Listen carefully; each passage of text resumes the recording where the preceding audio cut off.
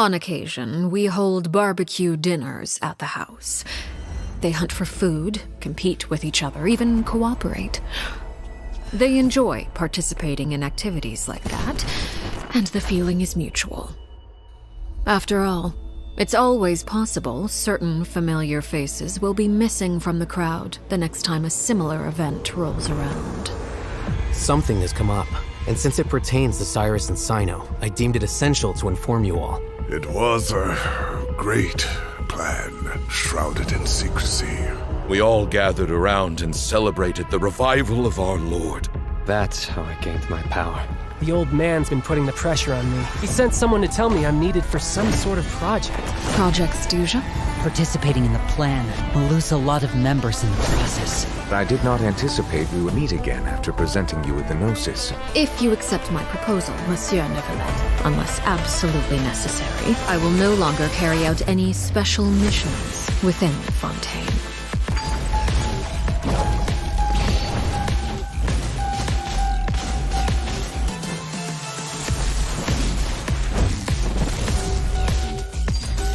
Transfixed! Everlasting.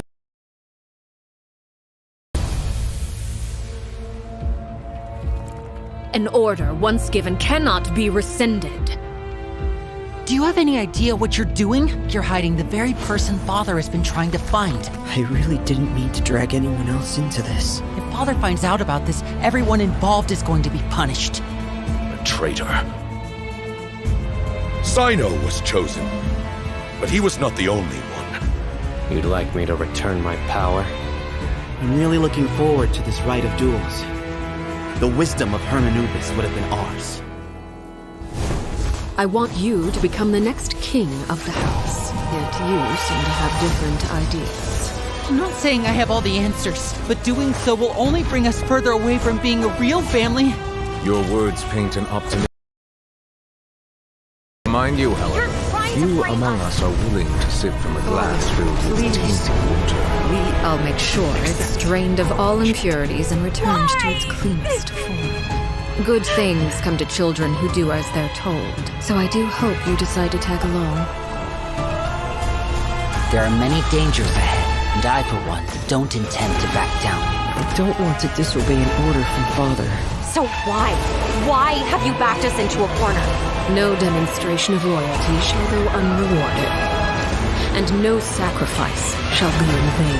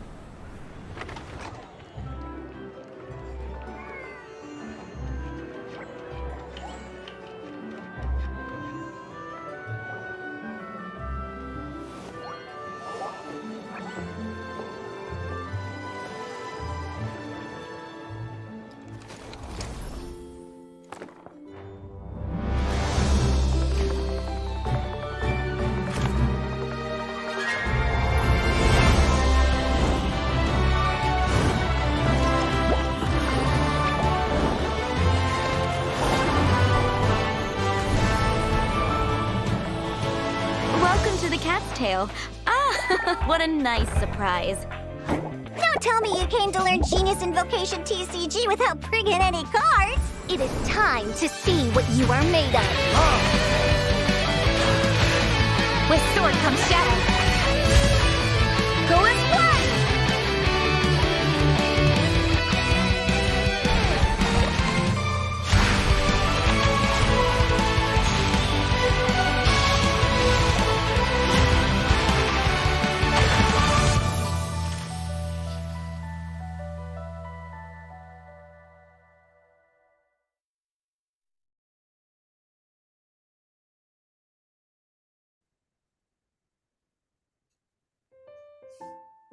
Welcome everyone to the 2024 Castles Gathering Asia Day 2 of Serious Showdown! I'm Coach of Creation and Production Head of the GITC community, and I'm joined here by my fellow co-caster Kettle.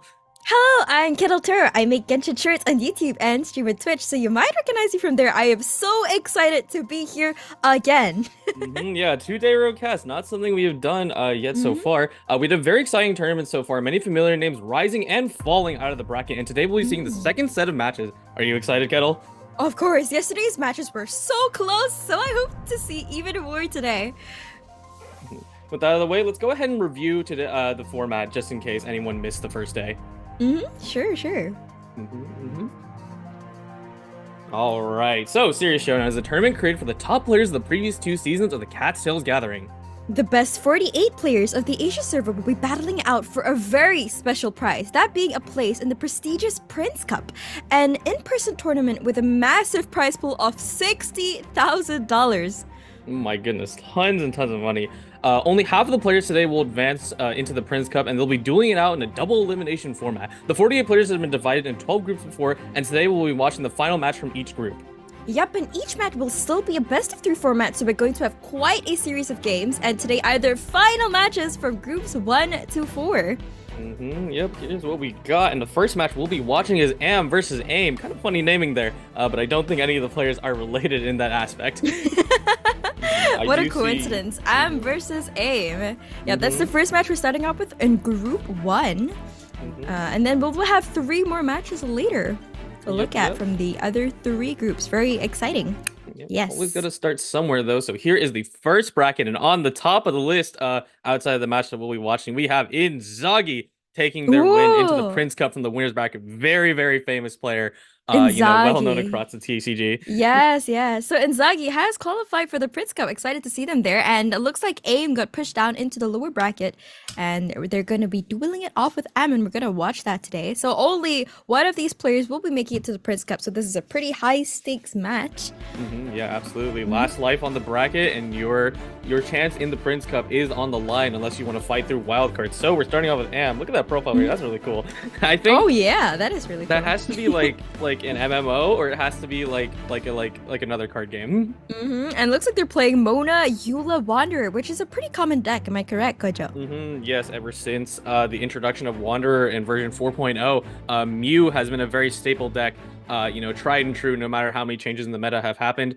Some people say it's better, some people say it's not, but I think it's always been solid. Now we have AIM side of things. Oh, AIM is such a cute profile picture, but they're also using Mona, but slightly different. This is with Thundering Manifestation and Signora, which we've seen a few times across different tournaments. Yeah, absolutely. And we especially saw it in the first round, similarly yesterday. Both players mirrored into that. So two very aggressive decks, both using Mona and her great application and ability to fast swap. So let's see which one comes out on top, though. Yes, very exciting. I personally really like watching a Wanderer being played, just because I have a little bit of a soft spot for him. Yeah, I agree. The whole thing with Mew is that I think this is just my opinion, but I feel like a lot of people quickly write off decks too quickly, moving on towards patches. But I do find that it is true. Mew has gone in and out of favor a little bit for the most part. It is quite solid and won't really jeopardize your characters, because Eula doesn't really fit anywhere else into a lot of decks. So I see. Yeah, that's true. Yeah, and especially with the deck building, you're only you have to have different characters for everything. So it's like, why not, use someone that isn't typically used, so you don't take something up. It looks like AIM has finally decided which cards they want to discard from their starting hand. Both players starting off with Mona. Yep. Yeah, a little unfortunate grab gamblers early, but I think for the most part they should be okay. On the other side with Am, I hope we don't get the names mixed up, because I might flip-flop a little bit, but I'll do my best to be as pronunciated as possible. Am had a pretty good starting hand. Nice. All right, looks like Am is starting first. Yeah, and I'm definitely happy with that. So they both have double Opera Ebby place, which is a card that we didn't get to see played yesterday, at least not intended in their deck. But it's a very simple, fixes your dice to your active character, and then if you have more equipment than the other person, then it just gets to stay that way. Ooh, that's really useful. Yeah, super simple, but super nice to get that off rip. So. That is very useful for die economy in the next round, and looks like Am is now active. Am, yes. Indeed. Aim. It looks like Aim is also from that same guild we saw yesterday with SH as their clan tag. Yes, they're very nice. One of the Korean clans for TCG. Yeah, we could see some of them yesterday, so it's quite fun. Let's see if their teammate will prevail, though. Yes. All right, the swap over to Thundering Manifestation. And looks like Am will get to act first in round 2. Yep. Yeah, it looks like Am opted just to drop all their support cards, as many as possible, and eat the damage. They think they'll be fine without it, so. Yep. Oh, well, they did get 2 somewhat sustained cards, or like a second chance card if Mona does go down, because she is pretty low already. Absolutely. Yeah, thankfully, thanks to Wanderer's ability to hit people off field, he almost never runs out of that elemental application that he can spread around to all the characters. So as long as they maintain it, you really don't have to worry about having Mona's skill again. Yep, AIM is thinking about what die they want to keep here. They do have that 3 Hydra die. Looks like they're going to keep it. Oh, well, that's a lot of Hydra over on AIM's side. There we go. What do you want from me? Swap over to Wanderer real quick. Ooh, signature weapon, Tutalio's Remembrance. Very nice. Yes, very nice. The wind rises. All right, elemental skill coming out, empowering all his future attacks. Not as all, but the next 2 future attacks. Yep, the next 2, and it's going to be even better with Tutalio's Remembrance, because, of course, just at base, all weapons do +1 damage, but now his charge attack is going to cost only 2 dice. Oh, that is so good. Super good. I love that weapon. I was messing around with it. I'm like, man, this thing's great.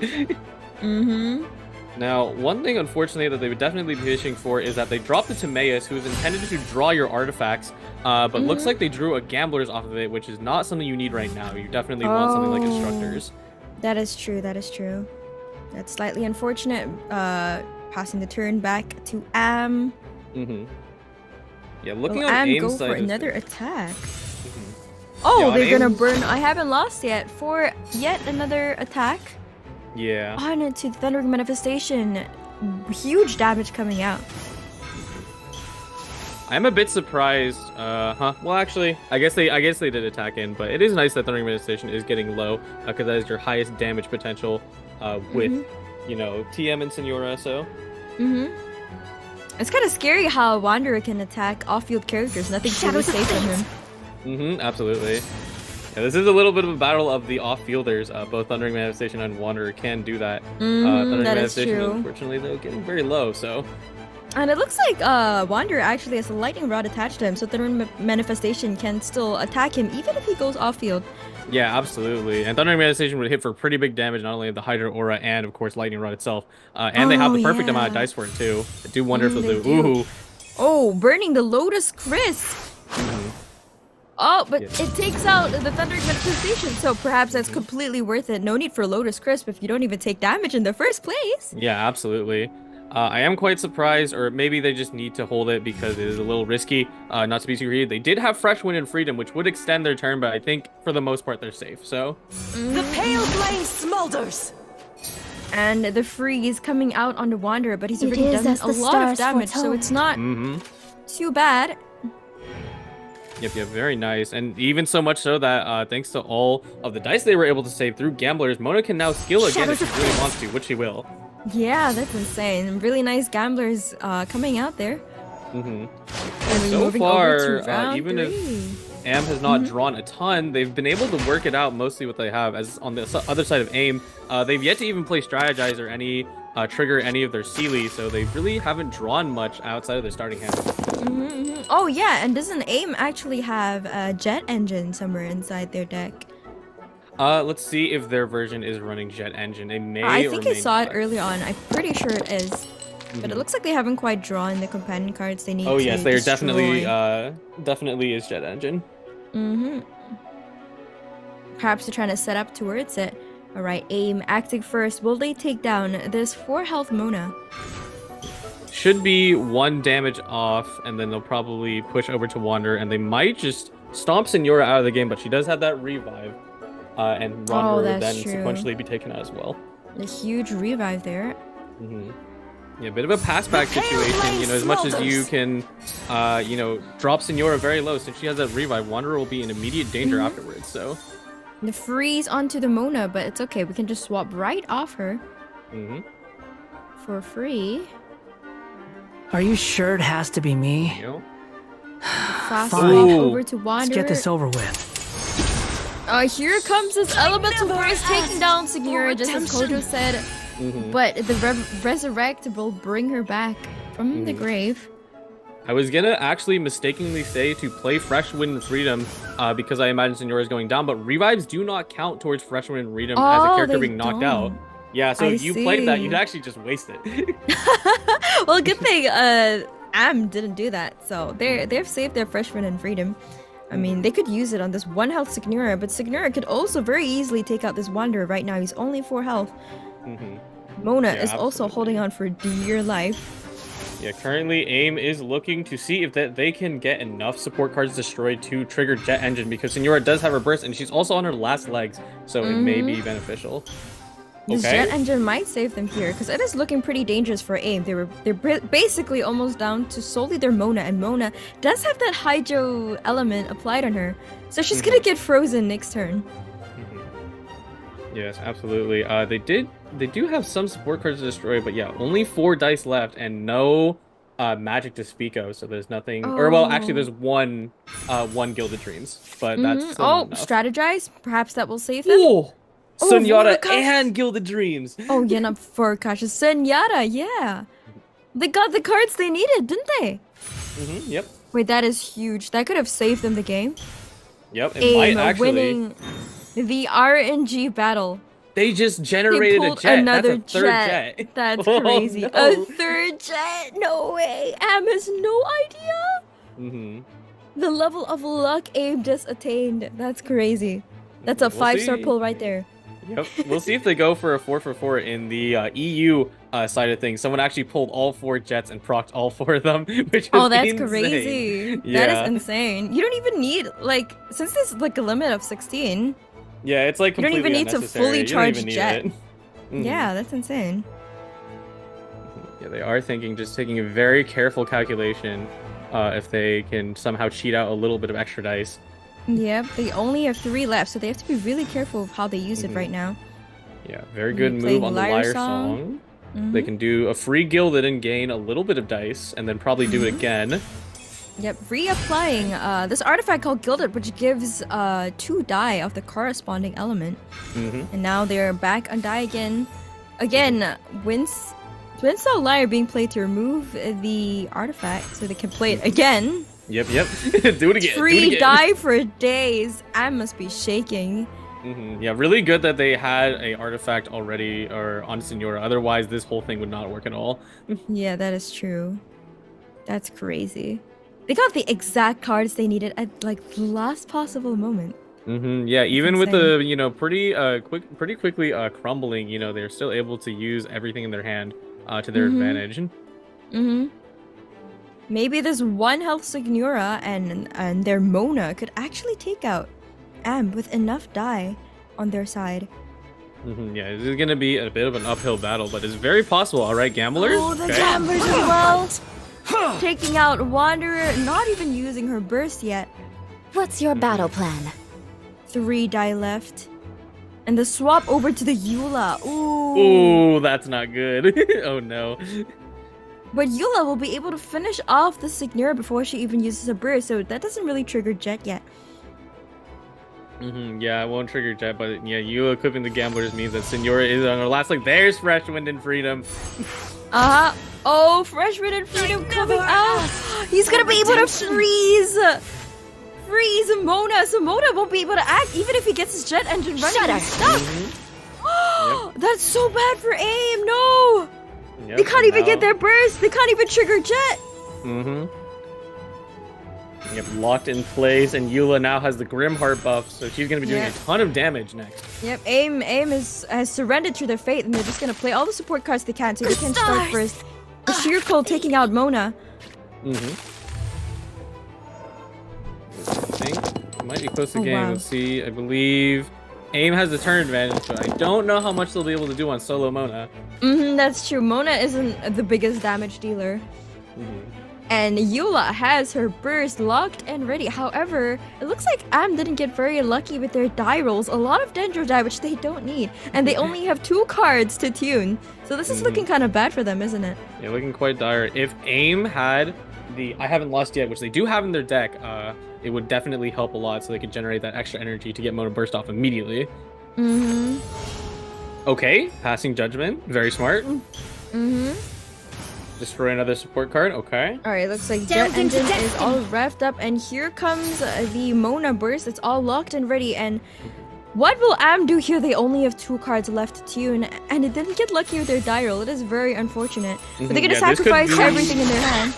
And the burst has enough damage to take Mona out, giving Am the first game of the series. Yeah, very, very lucky there that they were able to drop Eula skill earlier to gain the Grimheart buff, because if they didn't, Mona would actually survive on 1, and that would be a very dangerous situation. That was, again, a very close game. I actually thought the Eula wouldn't have enough to finish off the Mona there with her shield and everything. Yeah, just enough damage to get over the top. If there was any food involved, definitely would have been an issue as well. But and if hyper magic, so no. If she'd survived for maybe a turn longer, mayhaps Mona would have been able to bring it back, because it looks like Eula was really running low on die there. Yeah, no, absolutely. Those scenarios are quite scary because it happens more often than you think, especially when you don't draw all your stuff. But we are moving on to the next round with Am now moving into Linny Azdaha's Seahorse, or affectionately called Hot Sauce. Hot Sauce, nice. And let's see what Aim is playing. Aim can still play the same deck again, because they did lose. So you're allowed to play the same deck if you lose with your deck, which is a nice addition. Yeah, I would be. I mean, it does depend on what else they have, but I would not be wanting to stay on it if that's how quickly I got beaten out with my two biggest damage dealers losing very fast. So, but looks like they're gonna stick with it. Yeah, they're sticking with it. They're sticking to their guns. Perhaps this is their most confident deck. We still got the jet engine running. Maybe they would get as lucky with the cards they pull later. Hopefully. Yeah, definitely hoping for a better mulligan this time. Or the other time, I think they.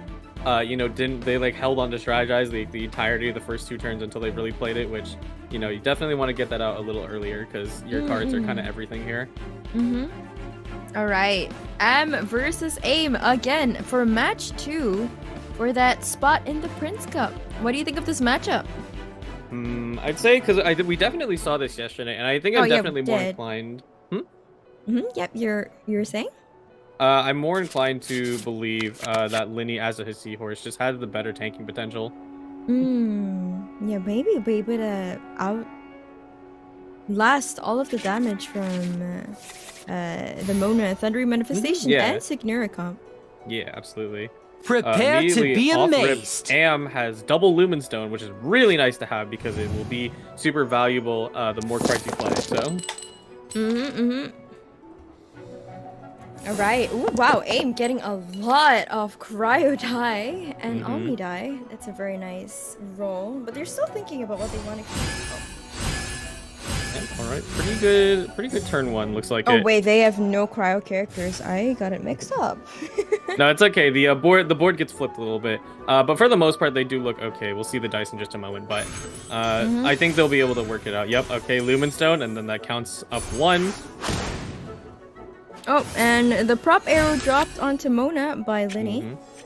Ooh, they drew a Boar Princess. Yeah, Boar Princess. A little early, but never a bad thing to draw. But they're not drawing it at all. Absolutely.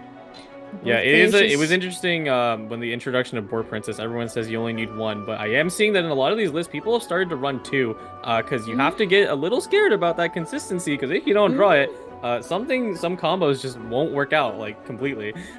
True. Alright, now it's Ab's turn, thinking about what to do here. They only have 3 die left. Yeah. Could definitely drop the Liben, although you, of course, will be opening up your Linny to tons of damage off the gate, which maybe isn't the best thing. Because that Thundering Manifestation can come on and do a lot of damage to Linny.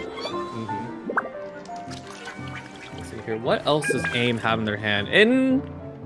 Okay. It's okay. It definitely need more draw. At least you have Sealy already on the field. Alright, the swap over to the Seahorse. Looks like they don't want Linny to take all that damage. And the swap back to Thundering Manifestation. Alright. Ooh, 5 damage. But the Lightning Rod will cause Linny to take the damage regardless of that swap. But it looks like Am still wants to end the turn on the Seahorse anyway because it negates the end phase damage along with the extra card draw. Yeah.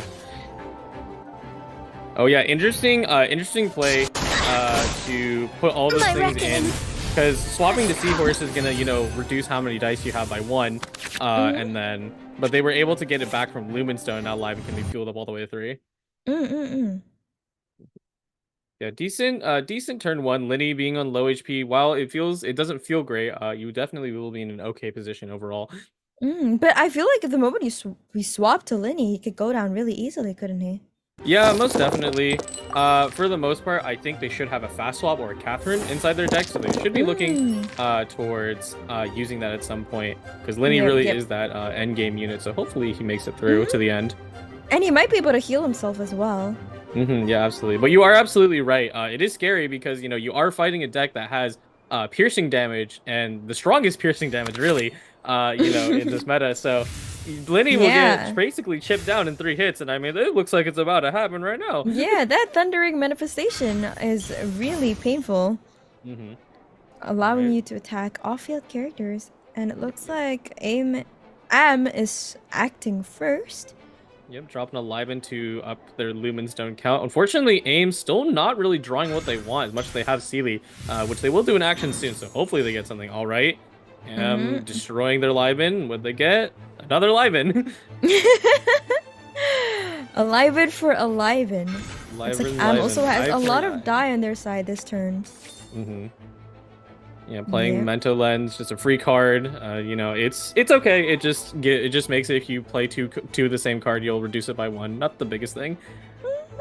Useful to have that extra die, I guess, if the situation does come to it. Oh, the swap over to Ashtaha.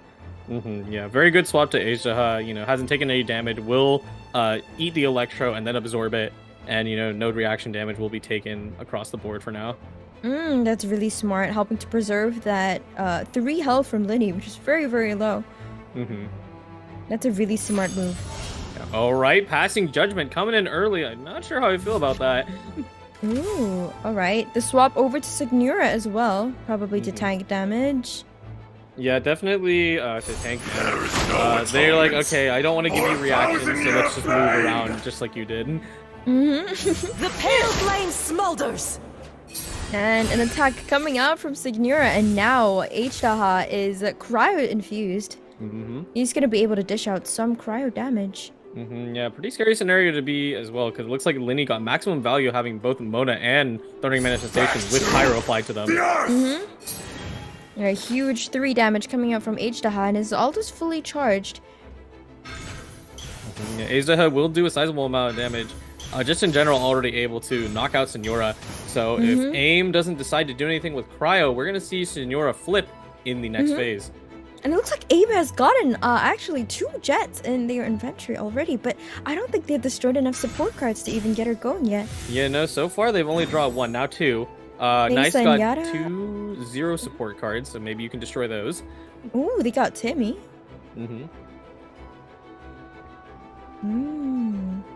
And now they're thinking about what to do with the support cards they have there in their hand. Can they get their jet engine up yet? They only have 3 die left. That's not a lot. They're having a hard time deciding between sacrificing Signora or not, because she is pretty much at her final steps right here if she stays, which looks like she is, so... True. Looks like we are staying on her. Oh. Okay. Recycling the Gilded Dreams to generate more cryo die for them to play with. There we go. Right. It looks like Signora will be hitting Ashtaha another time. Interesting. I definitely would have considered... Actually, no, never mind, because always has that revive, so Boar Princess would not trigger in this moment. Oh yeah, good point, good point. The revive from Signora. Am has to take that into account here while they decide what to do with the remaining 5 die. And the swap back to the Seahorse.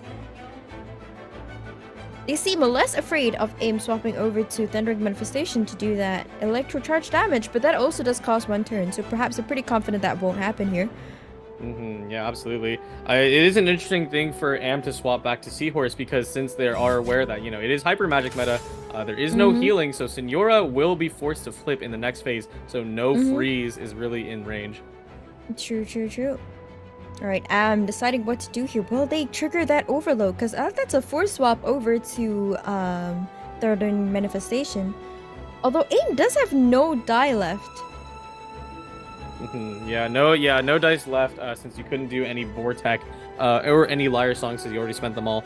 Kind of just stuck on where they are right now. I'd probably just drop your support cards and you'll have to roll from there.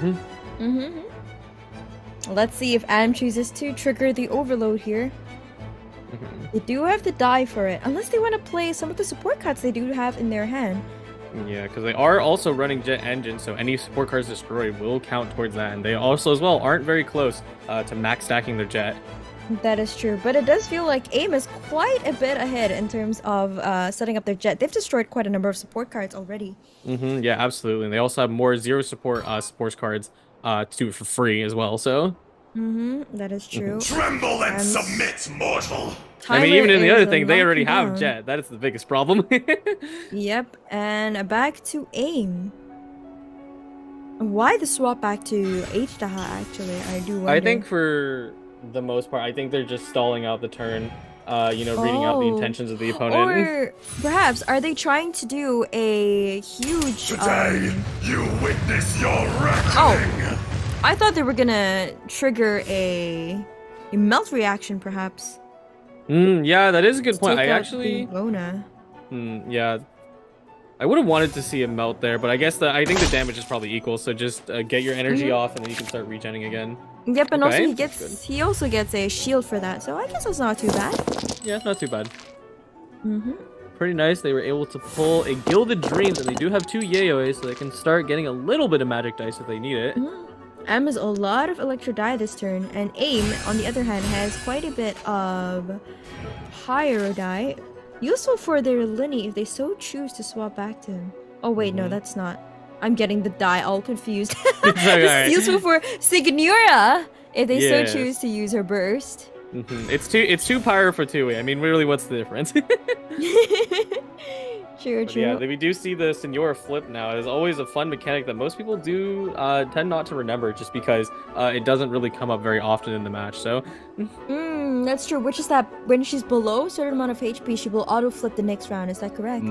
Yep, absolutely. And it's very interesting to see that become such a punishment to an extent, because no more food means that you're not going to be able to bring Senora back to her cryo form ever. So. Oh, that's true. And also you miss that, like, the extra revive, which is always useful because that forces your opponent to have to hit you twice just to finish off a character. So that removes that altogether, which hurts a lot for Aim. Now Aim I is did on say there was no on-demand freeze, but Mona Azaha does have the cryo on him, and Mona is on the field, so they can actually freeze him, which I would definitely recommend. Yep, Aim is still considering their options. Maybe they're calculating whether they can get their jet engine up this turn, because they do need it. Yeah, absolutely. With the with no other means to generate more dice, and Am now acquiring more means to generate dice, you need to start winning that race now. Oh, yeah, no freeze. They opted not to freeze. Swap over to Signora. Perhaps Signora will be the one to finish off. Oh, I think. Ishtar here. No. Oh. Are we starting off the jet engine? She only has 3. Now 4. And it can be 5. Yep. Juan's jet is put on the field. There we go. A whole extra 10 die. It's like the turn never happened, just like you say. And the burst coming out, finishing off H-Daha and granting Aim a huge 8 damage. A huge amount of extra die. That's massive. Yeah, didn't max stack jet, but doesn't matter. I mean, 8 Omni dice is wonderful. You love to see it. Yes, that is wonderful.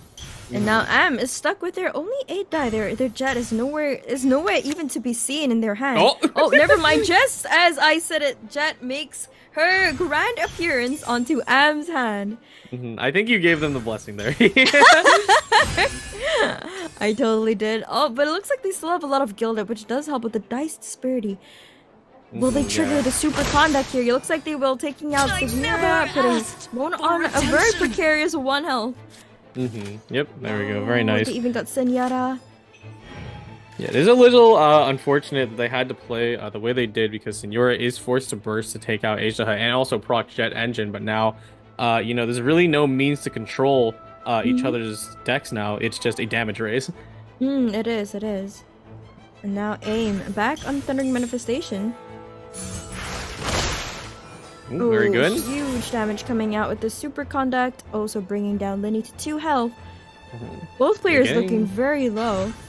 You're getting quite scary. I am worried now. True damage race right now. There is no healing on either party's hands.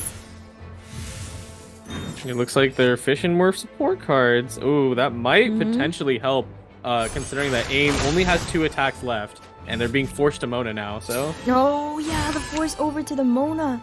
Thanks to the overloaded, but Mona does have that passive which allows Aim to swap back without costing a turn. But that's gonna cost him... Oh! 0 damage thanks to the shield. Alright, the jet being played. Looks like Am is looking to burst here to get that extra die from Jet, which might actually win them this game. Yeah, there's a very realistic chance it can, because Aim still has 1 more attack, and they will probably swap to Thundering Manifestation, burn their last artifact in hand to get 1 more attack. But that will be curtains for them in terms of what they can do this turn. Yeah, and it looks like it might not be enough to finish off 2 characters, just 1. This is really dangerous for Aim. They need to win this game if they want a chance at the Prince Cup. Absolutely. There we go. 1 jet, and we're gonna proc it. Alright. And the shield completely saves the Mona. Yeah, big ups. Yeah, big ups to that. You know, also just in the scenario that it is, they don't want to take out Mona, at least right here, even though it's so incredibly close, because it would give them a free swap to Thundering Manifestation. That is true. That is true. Now AIM is deciding what to do. They still need to use the die if they want to go over the Thundering Manifestation, but it looks like Mona won't be able to do anything anyway. Oh, they had to use the die to swap him over. Oh yeah, and looks like it does look like that Mona's passive has already been spent, because now it is back to Am's turn. Right. No wonder AIM was in a really tough situation there, and it looks like they chose to swap back to Thundering Manifestation. Are they choosing to sacrifice? Honestly, that's a great read from Am to notice that Mona's passive off, because there's no visual indicator. You just have to remember, did they do it yet? Probably. That's so smart. The tracking of these high-level TCG players. That's so impressive. Maybe there's some like Easter egg I don't know about like Mona's passive, but there, as far as I'm aware, there's no visual indicator. Okay, you have regained your dice from SSK. An extra die. Oh, they can get one more attack in. The burst onto the Thunder Manifestation. The Seahorse, leaving him at 1 health. Oh, that's a lot of end phase damage. Yeah, this is quite scary. Pretty much Am has to finish the job right now, or is actually it's 1-1. He does, and it's not enough damage to finish off both Mona and Thundering Manifestation, because he needs 2 hits and he doesn't have enough die. Yeah, and AIM is also perfectly set up too. They have Hydro onto Electro that is going to cause Electro charged. Ooh, boy. That is true. Wait. Whose end phase damage comes out first? I'm pretty sure that matters here, doesn't it? Yes, it does. It matters significantly. So whoever ends first, their summons will go first. Oh, okay. Oh, they're ending their round first? Oh my gosh, I'm so excited for this end phase. All right, both players have ended their round. They shoot first. And then something else will proc, because they just did play the support card. Heals Linny for 2. The support card, the heal. That's huge. That is huge. That just saved Linny, didn't it? Linny that saved Linny. And he gets to attack first. Prepare to be amazed. Oh, I am amazed. Yeah, I am amazed. True. That clutch support card healing Linny at the very last second. Yes, the Senjata destroying support cards to randomly generate into Wangshu in. Perfectly in clutch. 6 damage. Clean it out. That was insane. And match 2 goes to AIM. Or is it Am? Is it? The names are confusing. The names are, we get so swapped up. Yeah. That is the end of that, I believe. Yeah, I believe.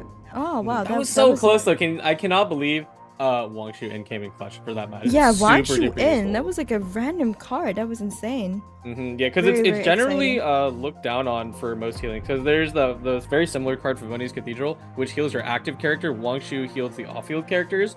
And the thing about Wangshu is that if nobody's off-field, it doesn't work.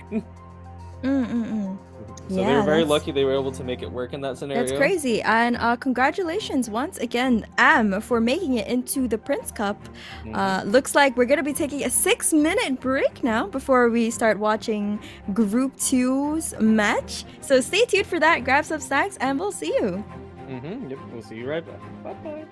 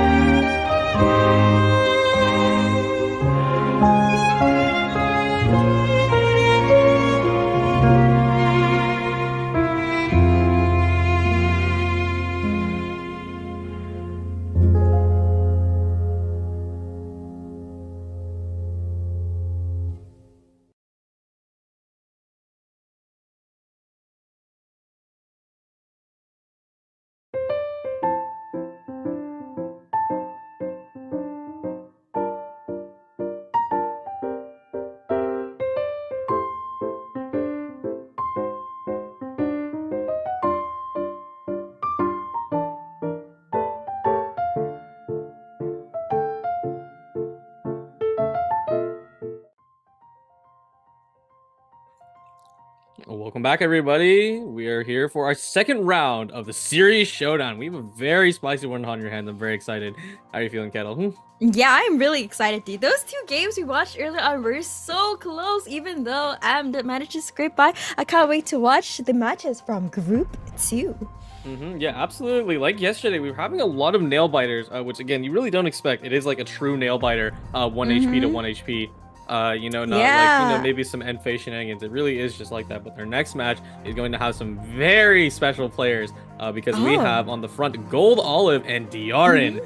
Now, I recognize Diarin. Yeah, absolutely. Yeah, both of us doing CTG for quite some time. Diarin has been consistently top placing in the CTG. But quick look on the bracket itself, we have Doom taking it already into the Prince Cup. Now I got to meet this guy Winter Invitational. He's very funny. When they were doing the team challenges, they asked him, it's like, what do you think of the other team? He gave him a thumbs down on stage. Like, dang, no bro, way. All right, we got Diarin. Yeah, Diarin's deck right here, as you're saying. Apologies for the interruption. No problem. But yes, here we already saw this deck, so not too much to say here. On the other side of things, Gold Olive, the opponent, is very special as well, because I do believe they have competed in Prince Cup already, so that is a very prestigious position to be in. So very strong players today. Very interested to see what they got. So both these players are very well known, aren't they? Absolutely. Oh wow. That's the thing that only one of them's gonna make it into the Prince Cup this time. That's crazy. Yeah, absolutely. I mean, either that or you battle through the gauntlet of Wild Card, and Wild Card is not an easy tournament, so... Yeah, it's not. Oh my goodness. This is very exciting. Oh, I love the chicken wings over there. Yeah, the chicken wings, I'm like, yo. Fun fact, when I was searching up how to pronounce Gold Olive's name, because it's in Korean, when I searched it up, what popped up was actually chicken as well. I think this might be something to do with chicken in Korea, maybe, perhaps, mayhaps. Probably. I can go with my chicken. But looks like we have a mirror match on our hands again. We didn't talk much about the decks. I mean, we've seen this like so many times. It is interesting because I kind of complained like in like other regions. I'm like, why is nobody playing this deck? Like, I feel like it's like the best pick. You know? Well, now we see it everywhere. So much that we have a mirror matchup right now. And looks like we got new boards this time. We got Fatated Sumeru. That's very nice. Yeah, it is fun to see the different board types because for the most part, a lot of players actually just stick with the Mondstadt board because it's the first one that is by default. And sometimes players are too lazy to like rechange their decks. You know, like they just got to focus on the gameplay and that's it. Yeah. Are both these decks running jet engines actually? Yeah, if to an extent, it seems to be they almost have identical lists, so not too much variation is going to come down purely to dice and who draws what. But already off rip, Gold Olive looking very nice because they have Catherine off rip. Oh, they do. Nice. Oh man, we're getting new music this time thanks to the Fontaine board. That's very nice, and very nice to see the Fontaine board here. Yes, the Fontaine board is very fun to see. Every single board has different effects. This one, it's a little hard to see with the screen resolution, but it has little bubbles flying around. It does. That's okay. Oh yeah, you can see on the Sumeru board side, there's like little leaves. That's so nice. Yeah, they're very subtle, but you'll notice it. All right. Yeah, I think we know how this starts. Linny shoots a prop arrow, and the other Linny shoots a prop arrow. Yep, and then lots and lots of support cards everywhere. Support cards for days. All right, even applying an artifact, and here comes a prop arrow from Linny. Oh yeah, and just to signify that these players have been quite high in the upper echelons of the TCG, both of them have the gold card back that ever comes in. Oh, you're right. They built the gold card back. Crazy. Really goes to show how well established these players are. So this is a very, very, very tight match. That's very scary indeed. Yeah, absolutely. Starting your first match off with a mirror, it is going to be very much seeking into your opponent's intent because, you know, this deck has the flexibility, unlike other Hypermatic decks, to be tanky. So, you know, if something really goes awry, I mean, you can tank it or you can heal it with Linny. So. Tremble and submit, and now Gold Olive swapping to the H-Daha. Yeah, very unconventional line. H-Daha always, you know, usually comes out around turn 2 or 3. Not even going to Seahorse, interestingly. So yeah, I wonder what's the decision making behind that for Gold Olive. Are they trying to build towards H-Daha's ult early? Most likely, that's actually a very good read because they will most likely absorb 2 elements in this instance because actually, they don't have Asia's passive yet, so they won't absorb the Electro yet. Yeah, And if anything, it might just backfire. Exactly. Yeah, no absorption yet, so. Yeah, no absorption. Or maybe perhaps they want to avoid the overload damage, so they're putting the element on H-Daha, and then the final swap over to the Seahorse so that there is no overload. Oh yeah, that is a really good, really good call out on the fielding of application because now not only will Asia be able to absorb Electro later, but nobody has the potential to be reacted on the side to Seahorse, and that's a good thing. So. All right, the Pyro coming out onto the Seahorse. Let's look at the die roll for the next round.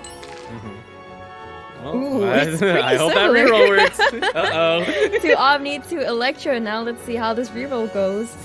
I feel like in a mirror matchup, it's like even scarier that like you gotta, you know, that little bit more of luck can really give you that absolutely. win. Yeah, it really will give you the edge because, you know, your opponent can do exactly what you do back, you know.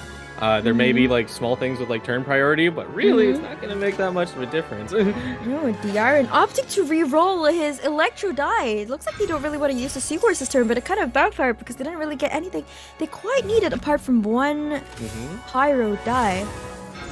Ooh, very interesting. It looks like Diaren just opts to swap onto Asia as well. It's like, I don't want you to react, so I'm also not going to take a reaction. Yeah, both players being very careful about the character's placements. They don't want to give their opponent that reaction, which is such a smart move, actually. There we go. All right, what did we draw there? Okay, early jet, not the worst thing. See here, yeah, definitely needs both sides really need to start destroying support cards though. So they haven't really done that yet. For 1,000-year pain! Alright, and now H-Daha has his passive up, so he can start absorbing elements if he gets hit, which does help to charge up his burst damage. Yeah, I am going to start being scared of Diaren's H-Daha because next they will be absorbing Electro unless that Electro gets cleared somehow, which it probably won't happen considering the field right now. True. And that will now. Yeah, that will kind of be the maximum absorption elements because there's no other elements in this game besides Pyro and Electro. So. Oh, that's true. So he gets the max possible damage, and it looks like Golden Olive is just gonna go all out on the support cards to really charge up that jet. Yeah, really hoping for a little more. They can put down that zero cost seed in the middle, and then whatever is on the side. But that's the extent of how far they're going. Okay. Oh, huge damage coming out from Linny. Triggering the overload, healing Linny, and the force swap over to Diaren's Linny. Yes, absolutely. Very good, very good stuff there, denying the Electro absorption and also now putting H at a very critical point. So it's going to be a little tough. Let's see what Diaren responds. Diaren's just playing support cards right now. Strategize being played. Let's see what kind of cards they got. Ooh, they did get Yayoi. Yep. Yeah, very fun. Could you run us through what Yayoi does again and why she's important? Of course, yes. Yayoi is going to reduce the cost of your artifacts by 1, and then if other characters also have artifacts, it will further decrease the cost. So you can go lower, all the way to 0. Oh, that's so useful. So it allows you to like play Gilded Dreams and get extra die over and over again. Yeah, absolutely. It's going to be for free as well. Interestingly, Diaren does have Mamere, which is a very fun card because it will randomly generate other support cards, and it's complete. It's like a list of 40. So see what happens. I see. Prop arrow dropped by Linny, which ensures that Diaren's gonna be able to get some pyro application onto Gold Olive at the end of this round. Yeah, for the most part, it is a kind of a neutral game, even with a Diaren's H-Daha pretty low, and that should be equalized very quick. You know, because at some point, Gold Olive is gonna have to swap to them. Yeah, with just one reaction, they're gonna look really even. So that's just one hit away, and Gold Olive is not thinking about which character they want to end on. Especially given that Linny does have that that prop hat on the field. There's gonna be a reaction going on here. Oh, they're choosing to tune a card, putting down Jet. Yeah. Very interesting. Putting Jet early. Not sure if I would do that at this moment, but it's okay. They are gonna get Weeping Willow. And it should proc with the 2 cards handed up. We'll see right there. But Gold Olive needs to... I guess they're just trying to use up all their die before the turn ends. Yeah. I am a little worried about Gold Olive's Linny because he's sitting at lethal range thanks to the end phase summon, and then Linny on the Arden side has 2 stacks. So, but Gold Olive does get to act first because they chose to end their round already. So true. That does help maybe save their Linny a little bit. Oh, but we have our good friend Yaren getting out 5 damage by putting, was that Gilded Dreams? Yeah, Gilded Dreams. They did their good old Magic Dice Boar Princess shenanigans. Oh, Gilded Dreams and Boar Princess helping Linny get that extra die he needed to drop 5 damage on the opposing Linny, basically guaranteeing that that Golden Olive's Linny is not going to survive to the next round. Yeah, absolutely. If I'm not mistaken, I think they also I don't know if this will happen. But there is Golden House, which reduces both weapons and artifacts of original 3 costs, which Gilded is by 1, and they also have Liar Song, which will push Gilded back down to 1. So I think the math might work out to do it again, but it may be very unnecessary. And now Gold Olive is thinking about what to do here now that they've guaranteed the loss of their Linny. They don't have that burst ready anymore to trigger their jet. Yes. That does hurt a bit. Unfortunate they had to destroy Mamere. Okay, good. Golden House, and now Gilded is 0. Playing another Gilded artifact, generating even more die. Gamblers being played. It looks like, never mind, no need for end phase damage. We're taking out the Linny with a normal attack. Yeah, very good. Maximizing their 2 usages of Boar Princesses and then destroying it. Putting Gilded onto Ageha, regenerating dice, and then flipping it around. It's so much is happening on that side of the board just to generate a little extra. Yeah, so smart actually, Diaren. Playing this incredibly well, making use of the fact that Gold Olive chose to end their round early just so they could go first. And now it looks like the Seahorse will be forced to take a Pyro application as well, which is going to be horrible for the future. Because that allows for an overload, which is dangerous. Yeah, and the RN Seahorse is sitting very high on HP. Barely took a scratch. So Wang Shu in. Wang Shu in the end phase heal.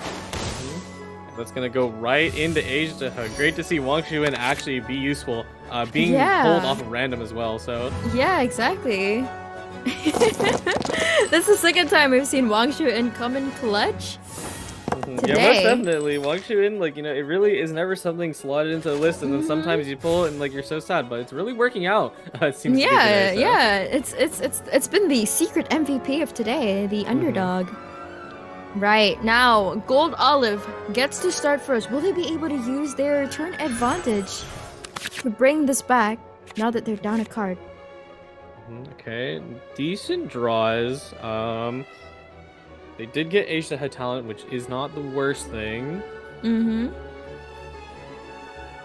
They could be. They definitely, ideally, would want a Liar Song so they can do a little bit of Magic Dice. But I don't even think that's really in the cards right now. So.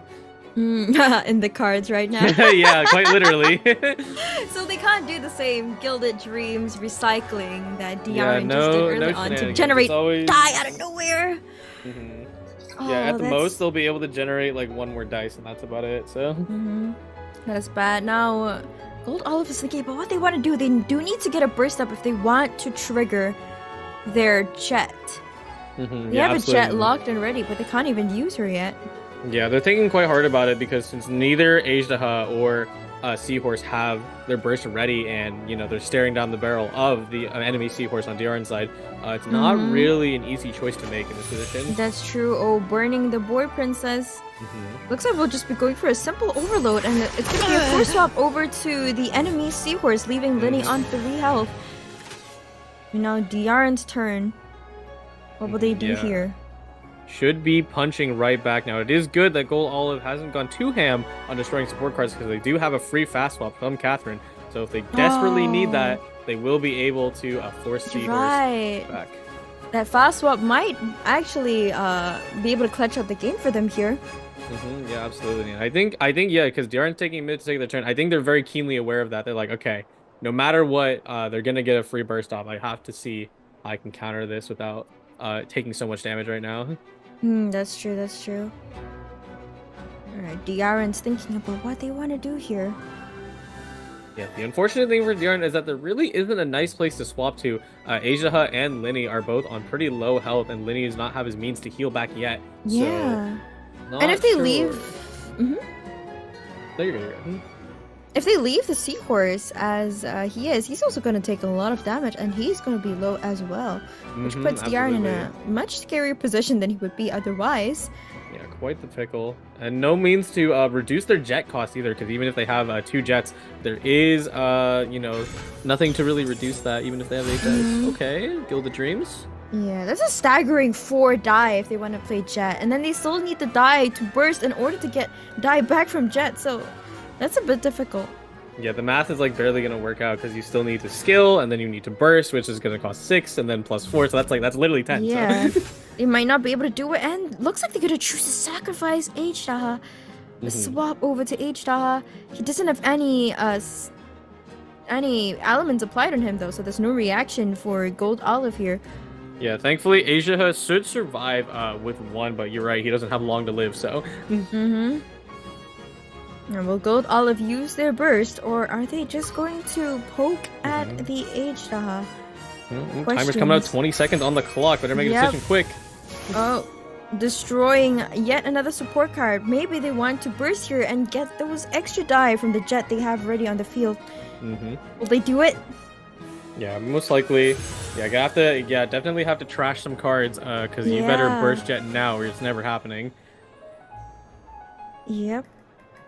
Yeah, just very carefully picking out what they don't need. I think definitely Dunyarzad is something you can scrap. You've gotten your max jet stacks, you won't be doing much anymore, so. For those who are unaware, the reason why it's so important that Gold Olive actually triggers their burst here, which is what they're doing right now, is so that it triggers their support card jet, which will give them a lot of extra die, because she's fully charged up, and here comes the 4 extra die. Yeah, super nice on that aspect. Keep them in the game for a little bit more. And now back to Diarn. They do have an H-Daha that can stomp out some extra damage, but he's on Pyro, so that's not going to do much. Never mind, opting for the Crystallize. Getting H-Daha's ult ready, but he's on 3 health. He does have an extra shield though, so that's about 4. Yeah, 4 effective HP at the moment. Taking a look at it. Yeah, Asia, I think, will come close to absorbing Electra soon, so you gotta watch out for that as well, because that will give him first 1 more extra damage, so. That is true, but it also looks like H-Daha is not going to overstep your mortal authority! Go down, even if the Seahorse attacks him. Perhaps that's why Gold Olive actually chooses to swap over to H-Daha himself. Yeah, humongous draw also being able to get their Gilded Dreams just enough to maybe do 1 more attack. Oh, never mind, the fast swap over to H-Daha allows Gold Olive to take out Diarn's H-Daha. And now their H-Daha has their burst ready to swap over to Linny. But Gold Olive is out of die, and it looks like Diarn still has quite a bit of die to go. Yeah, they Gold also Olive have their Linny burst ready, and it looks like they're gonna trigger their jet. I don't think Gold Olive saw this coming. Yeah, quite the scary position. Even if Gold Olive can do 1 more attack. Here comes Linny, though. Are they gonna put down a second jet? Looks like they can't. They don't have enough die for that. Well, they just might, though. Oh, do they? There we go. Oh, with the Gilded, perhaps they do. I think we're seeing a double jet burst. Oh, yeah, let's see and it. then the burst on Linny is just about to land, doing a massive 4 damage thanks to Overloaded. 4 swap over to the Seahorse. There we go. Oh, and an extra 8 die for Diarn. And Gold Olive can't do much. Oh, can't they? They can get a little extra die out just to finish off Linny. Drop the curtain. And we're back to the Seahorse. Oh, even they a got good gamblers. Draw. That could be huge. Alright, Elemental still coming out, but now Gold Olive has basically tremble and submit, mortal. Yeah, unfortunately, I think that was the last of their magic, though. They did grab Liar Song, but I don't think Gilded Dreams is on Azaha right now, so that's the only means to do another attack.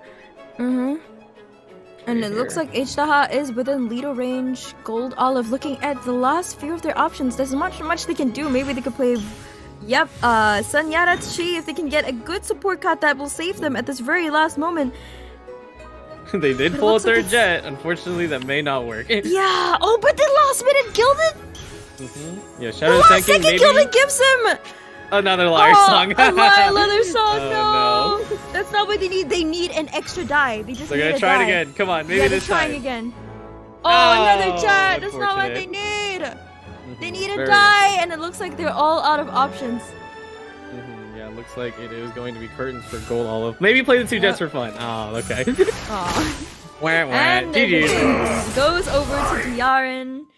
GG's. Yeah, GG's. That was what so looked like- close. Mhm, Both yeah, what players looked like a played that precarious. so well.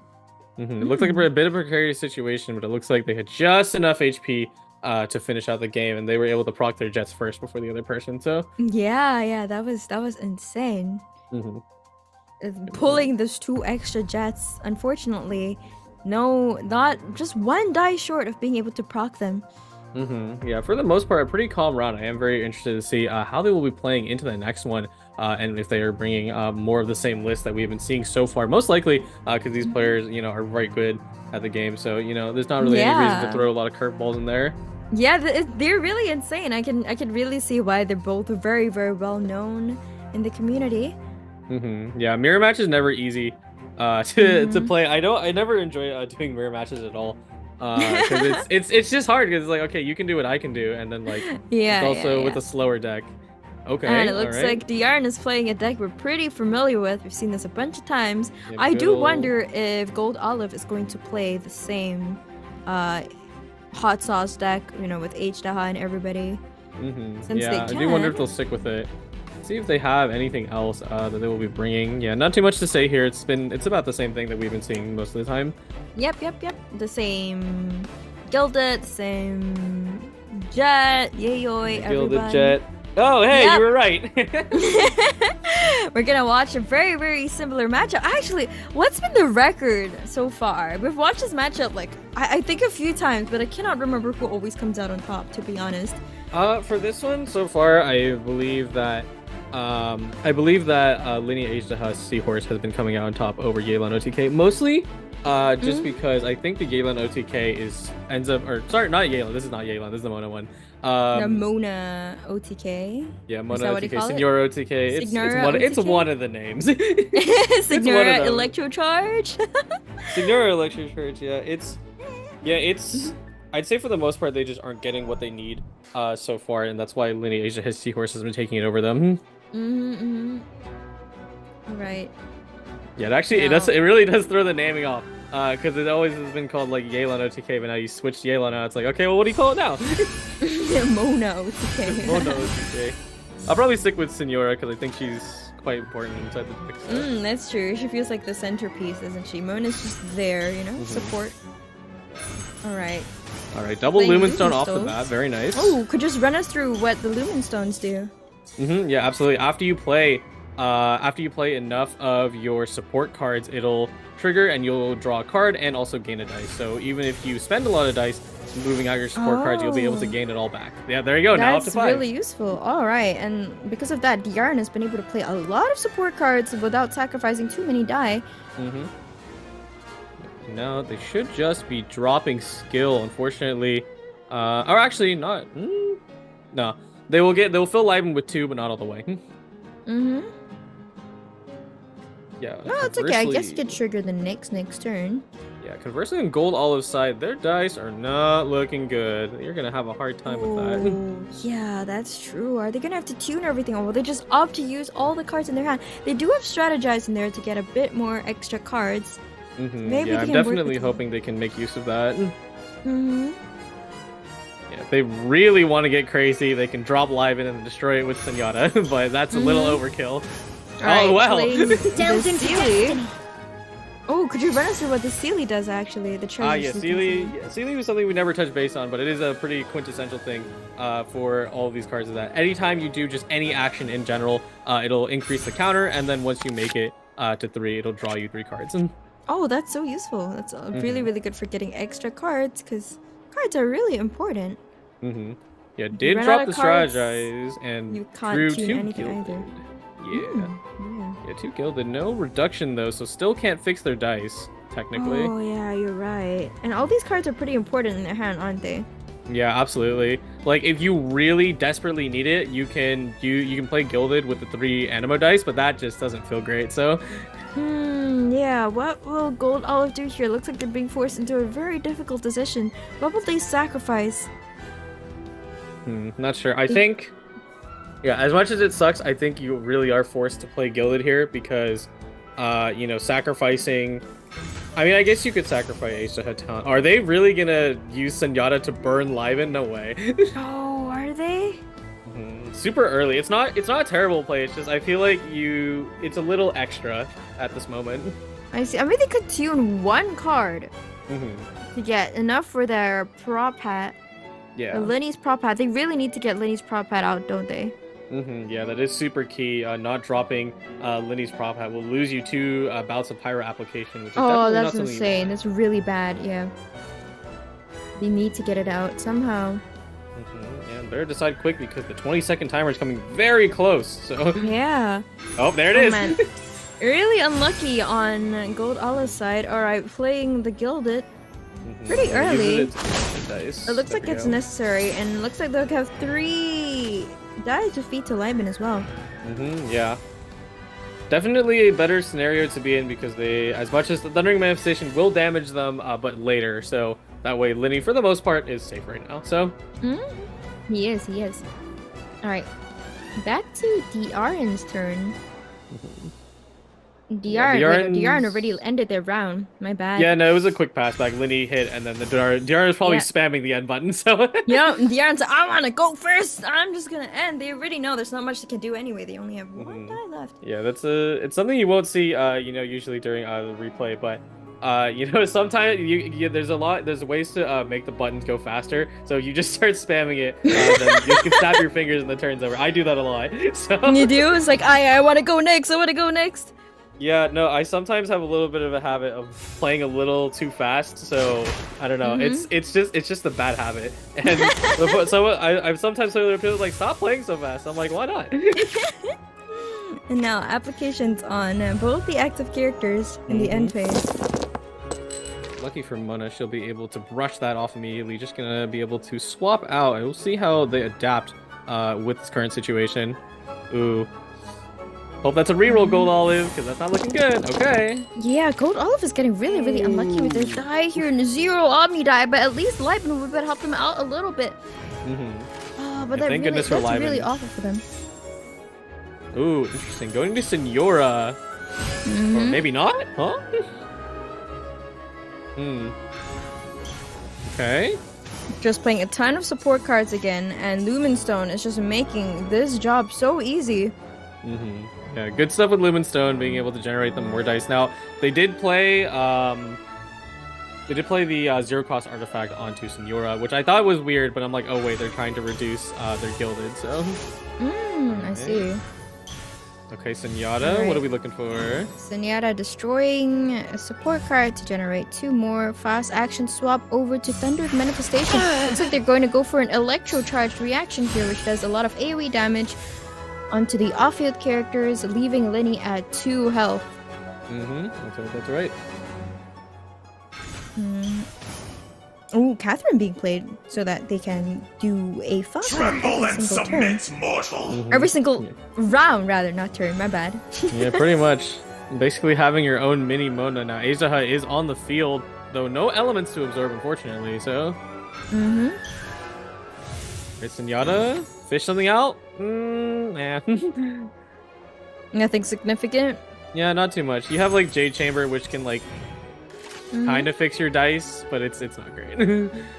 Oh, more die generated on Gold Olive's side, and it's now DRN's turn. I am a fan of the Leeway Harbor Wharf, which is currently being reduced to 1 because it is overall helpful because you are looking to draw the rest of your hand. Leeway Harbor Wharf does have the heaviest amount of draw in the end phase, draws 2. So. Oh, so Leeway Harbor Wharf allows you to draw an extra 2 cards at the end of every round, is that correct? Yeah, and that has like 2 usages, so that's like total 4 cards across like 2 rounds. That's a significant amount. Good. So yeah, that's a lot actually. So that's kind of nice that they drew that without having to put them in their deck. Yeah. Right, now the elemental skill coming out from Thundering Manifestation. Yep. And now Asia has Electro on deck. Yeah, he does. So that's something DRN has chosen to sacrifice because now Gold Olive can apply Electro with yet another character to allow for even more overload reactions with Linny, but Linny is also only on 2 health, so that's a bit dangerous. Yeah, definitely a bit dangerous here. Azaha may be actually hoping instead for a different kind of infusion, since Electro will not really be helping you in this aspect, although realistically, I guess it isn't the biggest deal. True, since they already have a Seahorse for Electro. Yeah, looking at the state of hand, DRN can use Liar Song to pull back their Gilded and get more dice, because they're really losing in the dice department right now. They really are. Yeah, and I but don't they've even also think... gone a lot further in powering up their jet engine. Yeah, definitely. I think they will need to destroy a few more, but they would be able to do it if they really wanted. It may not be the time. 20-second timer. Alright, and here comes the elemental skill back onto the Thundering Manifestation, the Uno reverse card. Yeah, pretty much. I mean, it's a 3 Electro skill back at you. Thanks for giving me that. And now back to Diarin. A swap over to Signora. Okay, not bad, not bad. Gold Olive has a lot of die to work with. What will they do here? Definitely should be dropping probably a superconduct damage if they feel like it, but okay. Ooh, generating a lot more die. Yeah, that Azaha talent. I don't think they'll absorb cryo, unfortunately, but I don't think it matters. That Azaha is still doing alright, so. Yeah, he's alright. But he will take some superconduct damage, but we'll bring him The pale flame smolders. Yep, and here comes superconduct, bringing Liddy to 1 health. Oh no, and they did end up absorbing cryo. That's really good. That's really good now. Oh, they did. Oh yeah, that's true. Back to the earth. All right, and now applying cryo back onto Signora. Wow, that is scary. Now every single one of Diarin's characters has an element on them, which could open them up to a lot of reactions. Yeah, good call on the Linny, because yeah, Linny is definitely reaching his wit's end because he's only got 1 more HP, and you know, both Signora, pretty much everyone in this deck is going to deal some form of piercing damage unless they freeze. So true. And it is back to Diarin's turn. Diarin is completely out of die. Meanwhile, SH has a lot more to work with, so that's a bit scary for them to end the turn here because they can't really do anything. Yeah, I am wondering, let's see what, I do wonder what Gold Olive will do. They do have 2 stacks of Azaha, so they will be doing a good amount of damage. So they should just start slamming away onto as much damage as they can onto Signora, and then probably swapping off as fast as they can. So now Diarin is kind of to choose who to sacrifice here. Someone is going down for sure with that Azaha burst ready. Alright, Seed Box. Yeah, looks like they're gonna go ahead and try and fill up their jet engine as much as possible right now. Yep, they're just gonna look for extra cards. Ooh, putting down jet. All right. And got the second jet off of it too. Got another jet. Wow. Okay. Huge. Our next turn is gonna be very scary for Gold Olive if they don't do something here. So what will they do with their 7 die left? I think for the most part they should definitely be able to finish off Signora, but you still have to deal with a pretty high HP Mona and TM. Yeah, exactly. And you witness your wrath. Big damage. Oh, Ooh. 7 damage exactly. And now the resurrect onto the 1 HP Crimson Witch of Flames. Yeah, I do wonder if they're. I do wonder if they're gonna try max value Linny by dropping another prop arrow. Those very. It's an they're gonna do honor it. to be here. Oh. Maybe they are. They could tune 1 card so they can get a prop arrow out, and that would also help do some damage in the end phase. Although Diarin can just pick to swap to Mona, and then there wouldn't be any reaction done. Right. Yeah, if anything, I would definitely tune out Jade Chamber, because Jade Chamber is probably not going to help you in future rounds, because it forces your dice to be rolled as you're active, which Azaha likes rainbows, so he would rather prefer different dice. Now it looks like they tuned Vorukasha, so they lost that artifact. For redemption. And then they heal back on to Linny. That's really helpful. Oh, they're using Covenant for an extra 2 die. Yeah. What are you gonna do with that? Definitely would play Worf with that, or at least run away from Linny. Yeah. I am a little interested why they went for that healing skill, because I think as much as you have enough effective HP, Mona and TM have instant access to Electro Charge, so that's gonna immediately lose value. So True. Wait, how much damage does Electro Charge do again? Only does 1 piercing, but since he's on 2, it only takes 2 hits, so... Oh, that is true. Just 2 hits of Electro Charge will immediately take them down. Oh, wow. Lots of Electro Die on Gold Olive's side. Do they want that much Electro Die, though? Yes, they do. Yeah, most definitely. I think both players have a decent enough roll here. Yeah, they had really decent die rolls here, especially Diarn actually getting 3 Omni Die, so they have a bit more options. Oh, but they have their jet engine ready this round. Yep. That's really scary. They're getting ready. The gamblers. Jet being put down. 2 jets, both fully charged. And guess who has lightning rod stuck on them on the enemy side of Gold Olive? Yikes! Wait, that's Ajdaha, right? With the lightning rod. Yeah, so Ajdaha is about to go down to burst, and they're gonna get jet procs. It is looking dangerous and they're gonna get for Gold super Olive. conduct as well, which is gonna bring Linny down to 1. 1 more electro charge, and Linny is a goner, no matter if he's active or not. And SH can't heal. Darren still flipping through all their cards. They did draw Judgment. I would definitely play that now because that's gonna completely deny goal. Yeah, there it is. Oh, yep, there we go. Judgment being played. A fast swap over to Thundering Manifestation thanks to Mona's passive. Dude, Mona's passive is so strong. She's such a good support card. It's insane. Yeah. And here comes the 5 damage. Not even triggering the burst yet. They're waiting. They're biding their time. Linny left on 1 health. And now Gold Olive is also playing their jet. This is a really dangerous situation for them. They need to win this game. Yeah, quite surprising. They didn't drop burst because it was, guaranteed Ajdaha to be lethal either way. So I don't know. Maybe they just wanted to get that little extra. I don't know. Maybe they were just trying to flex. Maybe they think they got it in the bag. Yeah, I do wonder why they didn't just drop that. Maybe they're saving their burst for someone else. Does Thundering Manifestation's burst do a lot of damage? No, not really. It does like 1 less than skill, so it's not. I'm not sure why they would do that. So. Oh, I see. That's odd. So they actually opted not to use the burst there, very strangely. Yeah. Yeah. Let's see here. Yeah, just thinking about it. Gold Olive is not, of course, not out of the game. They really wish they had an extra support card, because currently they can't actually trigger their jet engine. We'll see. Oh yeah, you're right. The jet's only on 3.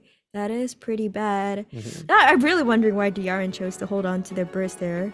Yeah, I mean, they could have triggered their jet engine already, but no, they're gonna opt to do it later. Prepare to be amazed. Oh, the swap back. Linny. 1 health, Linny putting on Gilded Dreams. They're gonna get the last amount of. Oh, maybe not. Maybe they could heal back his health. Unfortunately, no prompts. A round of applause. Unfortunate, but I guess they swapped to Linny for the overload reaction. Force swap back to Mona, and now Diarn doesn't have access to that quick swap anymore. Oh wait, another jet. Oh, another jet. Oh yeah, another jet on a Gold Olive side. Oh, wait, another fast swap back to Thundering Manifestation thanks to Catherine, right? Yeah, Catherine coming in clutch. Burst, and now we looks so rich on die. Absolutely, I think it's gonna be curtains for Gold Olive. Unfortunately, boom. And take out 1 more in me. Let's see it. Finish with the burst. Yeah. All right. The style point.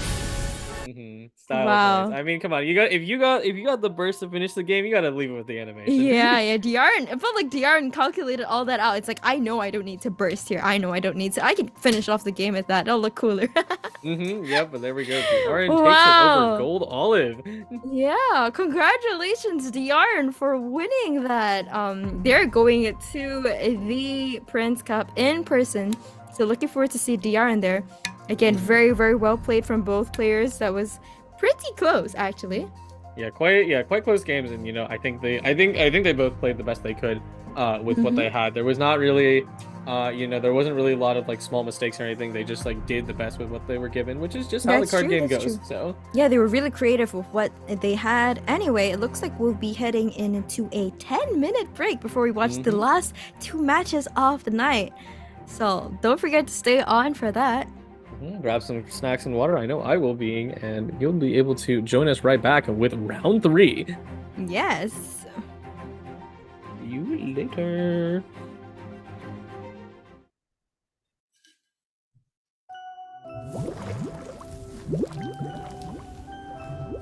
You were born into this world all alone.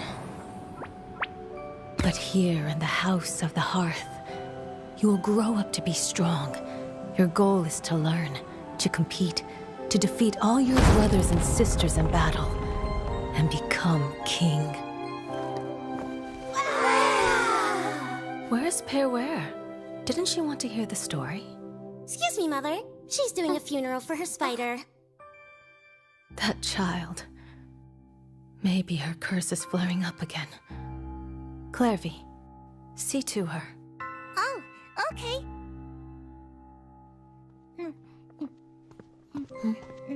I want cake.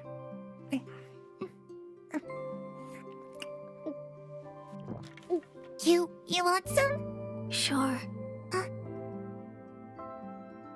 You must know spiders don't eat cake.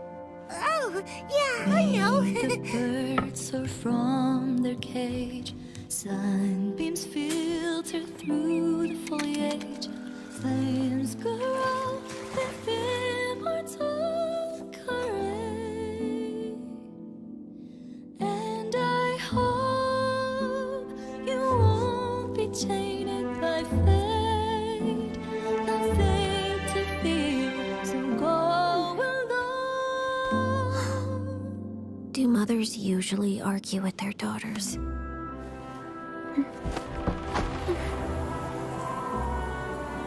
I heard that in Snezhnaya, colored light dances in the sky at night. When we're grown up, shall we go see it together?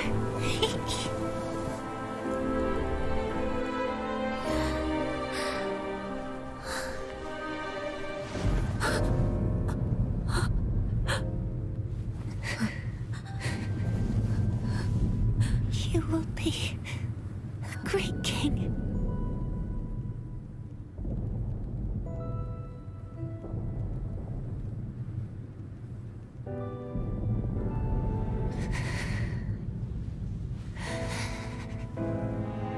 I'm sorry. Thank you.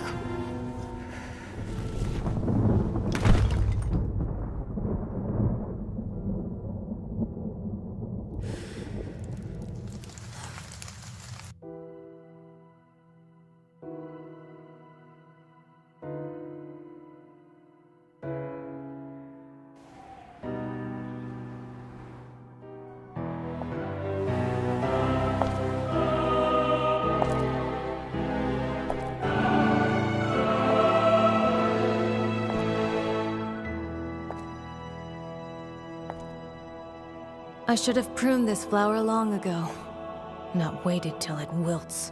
How grotesque. Wouldn't you agree?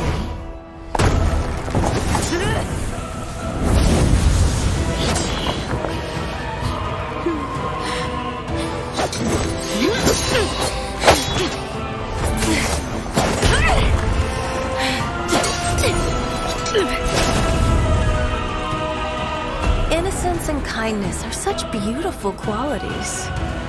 Sadly, they're all so useless!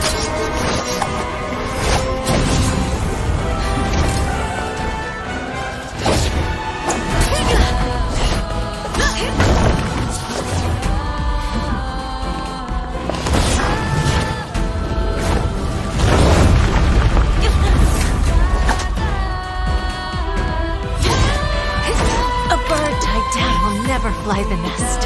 You are no exception.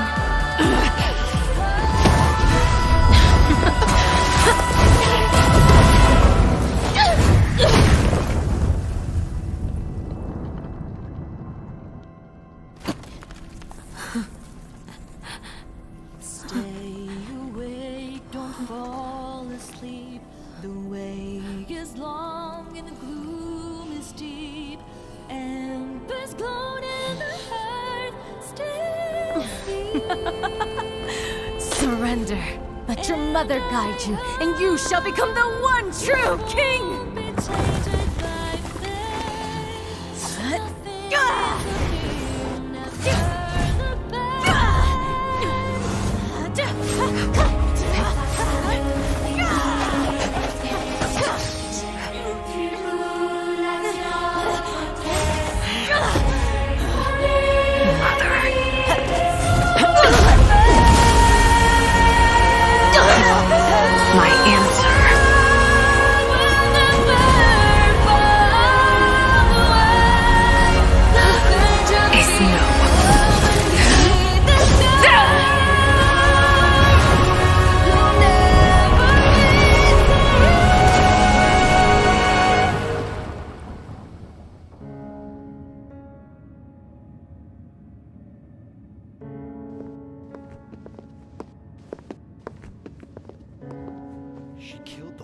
danger? Shh.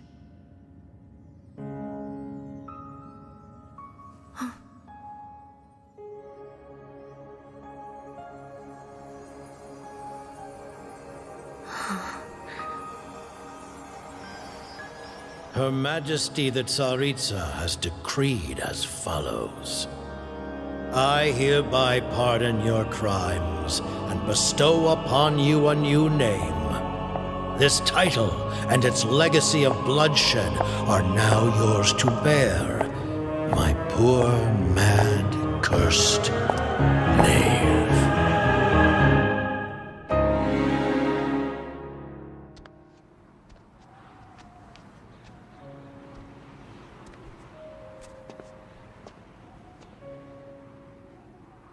Come with me. I will raise you as my child, like a strict and unfeeling father.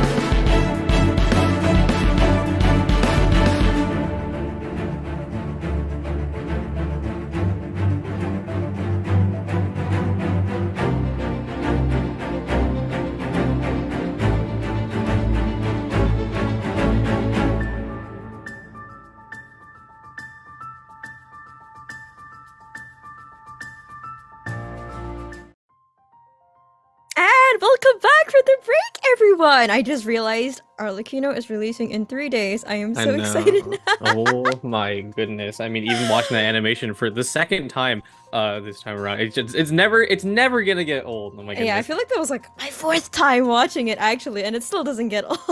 Leslie, do you have any plans how you're gonna pull Arlecchino? No plans yet. I hope I figure something out. But you know what's more exciting? The fact that we have match 3 coming up. Yes, match How do you feel 3 about that, is Kojo? on deck now. I am excited to see this one because we have someone I am aware of, at least who I've been able to see chat in the social channels a lot, is CJR, and we'll see that in just a moment versus their opponent. So I actually recognize CJR from a previous tournament I casted as well. So it's nice to see them back again. They seem to be very well known. Yep, we got CJR's versus Yi Ba-yin. I hope I'm pronouncing that right.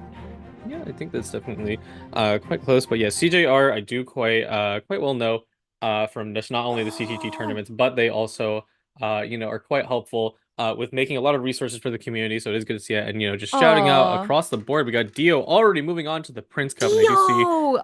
I remember seeing Dio. Wait, do I? I think so. It sounds familiar. Yes, Dio is also in CTGs. So I see. Oh wow! So CJR got knocked out by Dio into the lowest bracket, to the losers bracket. Sorry, and we're watching CJR and Yi Ba-yin battle it out for a spot in the Prince Cup, and it's the same deck we've seen before with the Jet Engine. Nothing special. Yep, same song and dance, but we'll see how top players take care of these matches, because even if you are playing the same things, constantly around the clock, there's always going to be a little bit of variance. Ooh, nice profile picture. I like that. Yeah, I like both their profile pictures. Actually, Ibanyan also playing the deck that we saw before, and previously we did see this deck win, correct? Did we? Yes, we did. Yeah, we did. Let's see if that happens this time around as well. Yeah, definitely. Last time, the opponent was able to sort of take the health advantage and was able to maximize uses of Senora, so they didn't have to worry so much about the early on tankiness of, Azaha Seahorse Linny. So. Yikes. Wonder how they'll play. Yeah, no variations really, as I could tell. It's about the same, and that's all right. Yeah, pretty similar. You're right. But it's very, very exciting here. I'm excited to see how this plays out. Yep. And I mean, who knows? I mean, maybe it's just the first match. There's always the second one, and they may pull out something very different. So that is true. All right, there we go. Here's the first mulligan. Decent start for Yibang. And then CJR still deciding what they want to throw out. Definitely will put away Jet. Maybe passing Judgment, but it looks like Yibang just everything. Yeah, throw out everything. Meanwhile, Yibang choosing to keep their Arcane Legends cards of Passing Judgment so that they can play it anytime they want. Yeah, it looks like they're going for an early stopper, because for the most part, you usually put your Arcane Legend cards away early, because nobody's going to be Magic on the first turn, but maybe they're planning to stop that. 5 million passes across the board. Yep, all the passives coming out already. And now CJR got to act first. Actually, how important do you think it is to attack first in TCG? Does it give a lot of advantage? It should give an okay amount of advantage. It does.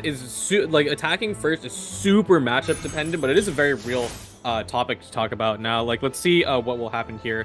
Seahorse is going to apply Electro to Mona, and then Mona will apply Hydro back, and then they'll move over to Linny. So I think for the most part, going first, I don't think it's much of an advantage for CJR in this moment, because then Yibang will be able to take the turn advantage next turn, and they're the person who has freeze, and that's going to be a problem. Now it looks like they opted to do a slightly different opening. Instead of starting with Linny, they started the Seahorse, probably to take the Hydro from Mona. Yeah, absolutely. Right? Just trying to take away that Hydro from Mona. They don't want Linny or Azaha to be frozen early on, so. Yep, correct. Denying that freeze. I do wonder how much has been tested on who should take the application early on if they're worried about that, because I feel like maybe to an extent Azaha might be the better idea, because he can actually take advantage of those elements and absorb it, unlike Seahorse. That's true, but you would have to use a skill, I guess, which actually is not too bad of an idea either. Maybe if they have to die for it. Yeah, the dice definitely would not be the best thing to work with right now, and Yibang just cycling out their cards, not the best things that they want in their hand right now. They're putting on the Vorukasha's. Could you run us through what Vorukasha's Glow does again? Of course, yes. It's just simply, if you're the active character and you take damage, you'll draw one card. You draw a card? Yep. Ooh, that's really useful. Yeah, very simple, very nice to use, especially with the being, for free, so, free draw. Yep. Elemental skill onto the Mona, applying Electro on her. Ooh, if they do choose to end the turn with Mona, which would have been beneficial because she does have that passive, that's gonna hurt a lot for Mona because it's gonna trigger an overload, but it looks like, never mind, Lenny's not gonna drop a prop arrow. I am completely wrong. No, it's okay. It's a completely unconventional line. We've gotten so used to Lenny dropping prop arrow, but yeah, it's something completely different. CJR just holding their ground on Seahorse instead, which is not yeah, really it looks normal, like they've adapted their playstyle. We love to see it. Different matches. Whoa, that's a lot of Omni Die over on CJR's side. And yeah, perfect high roll, and it's everything in their deck too. So. Ibanian is thinking about what they want to do here. They're gonna keep their cryo die. Looks like they want to go for a Signora turn. Yeah, I would suspect CJR is the type of person to study, very specific matchup things. I mean, any top player would, but like really getting into the nitty gritty of like the exact numbers for all the cards is not easy. So that's why I imagine they're like really holding their ground on Seahorse. Perhaps they've played out the scenario before in practices and decided, you know what, this is the best way to counter Mona, TM, and Signora. Absolutely. Perhaps. Back to Ibanian's turn. What will they do here? Yeah, they got quite a few options to do. While they can freeze the Seahorse, I don't think it really does that much for them. Because, Seahorse is still like full HP, so it's like, oh no, ouchie. True. And also, Seahorse isn't really the main source of damage. Yeah, no, not at this moment with no reactions. Seahorse can't really do much, so. Yeah. Looks like CJ is trying to slowly also charge up their jet engine a little bit. I'm surprised they played jet this early, actually. Yeah, no, playing jet early is not great. All right, passing judgment early as well. The pale flame smolders. Yep, and here comes the freeze onto the Seahorse. CGR is going to have to spend a turn to swap off. Yeah, CJR unfortunately doesn't look like they're going to be able to even do much at all this turn because, if they wanted to do their Boar Princess into Magic, they can no longer passing Judgment. If they wanted to destroy support cards to refuel Jet, they also can't do that, so. You're right. The strength of Prepare to be amazed. Swap over to Lenny. Yeah, definitely. CJR has a lot of Omni Die, so they're not worried about the die department at all. Absolutely. Yeah, I don't know. It doesn't hurt to play the passing judgment. I would have saved it though, because you only get one of them, so you're not going to be able to do it again. True, but there's only like so many rounds in the game. You could have to play it one round at some point. Absolutely. Okay, good move. Generate extra dice thanks to Boar Princess, looking for an attack onto Seahorse most likely. Yep, there we go. Yep, bringing down Seahorse to only 3 health. Ooh, broke the barrier as well, so I don't believe they will be getting the card draw, so. Oh, you're right. That does hurt a bit for CJR. One less card, one less option. And here comes the prop arrow. Oh, oh wait. Strategize is gonna get negated. No. Well, that's so unfortunate. And that is, this is really unfortunate because CJR needs to start emptying their hand right now because they're getting very close to overdraw. And they just can't get rid of a lot of these cards. Yeah, they are. They're kind of stuck now. What are they gonna do? Yeah. Thankfully, they do have Dunerzod into Yayoi that they can drop out, but it does feel bad not being able to use like the not so useful cards right now. So.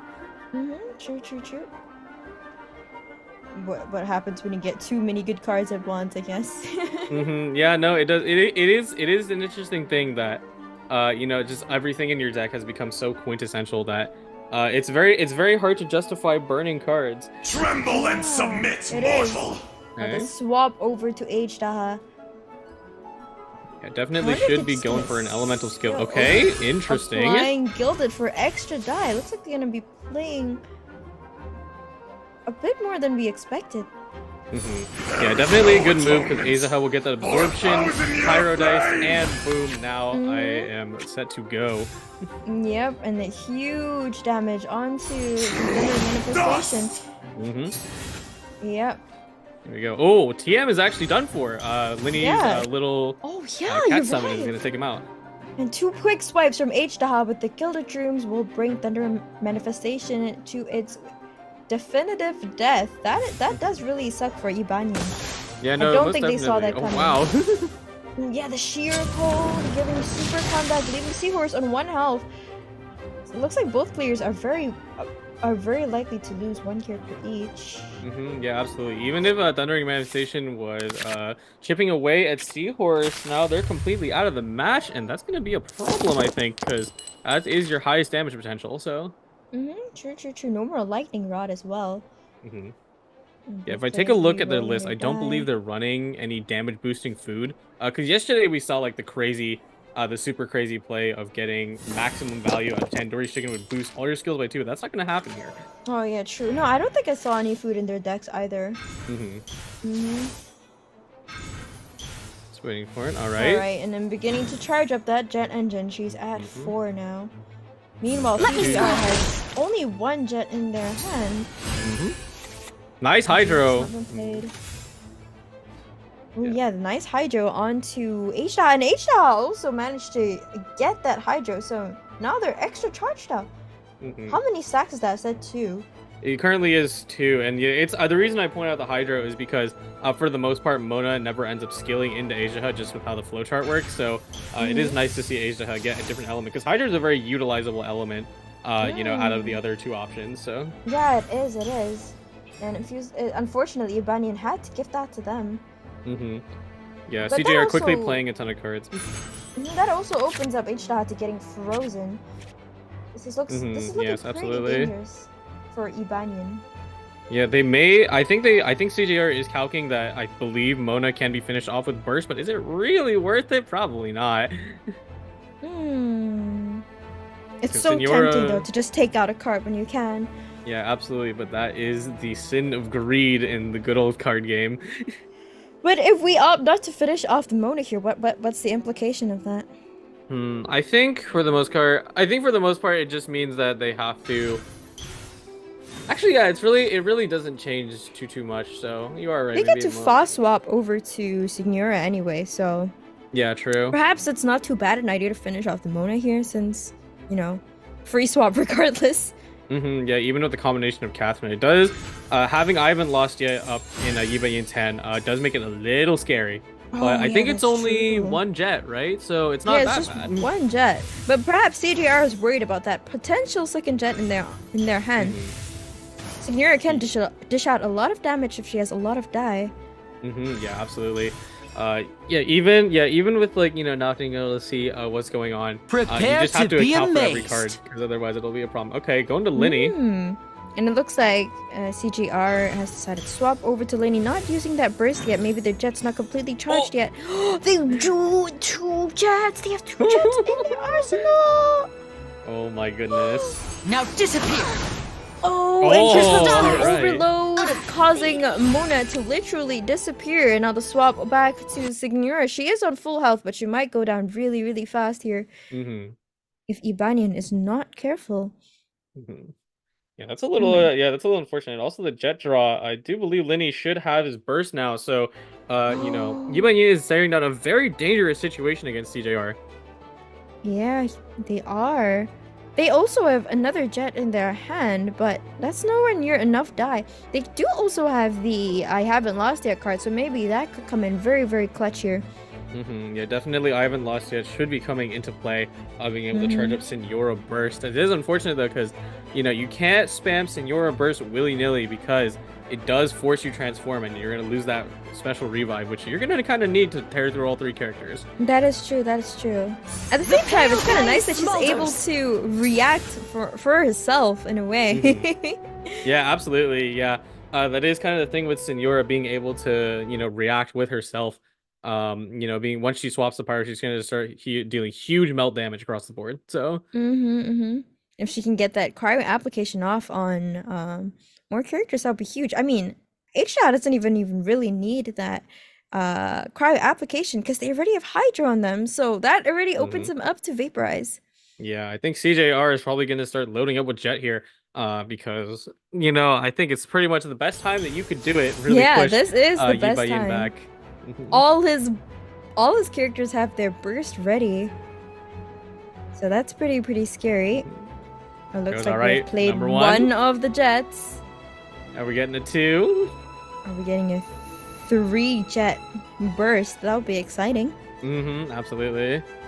Yeah, CJR just probably calculating if they want to get rid of Yayoi, because that's the best card to get rid of in this moment, but it is a little hard to justify because it is your artifact cost, so. That is true. Oh, but looks like they're gonna do it, sacrificing the Yayoi, and now that is a fully charged 3 jets, tuning the card, show on the road. Here comes the Lee Burst, along with how many die does he get for that? Boom. Boom. 3, 4, Boom. 4, oh my god, 13 die!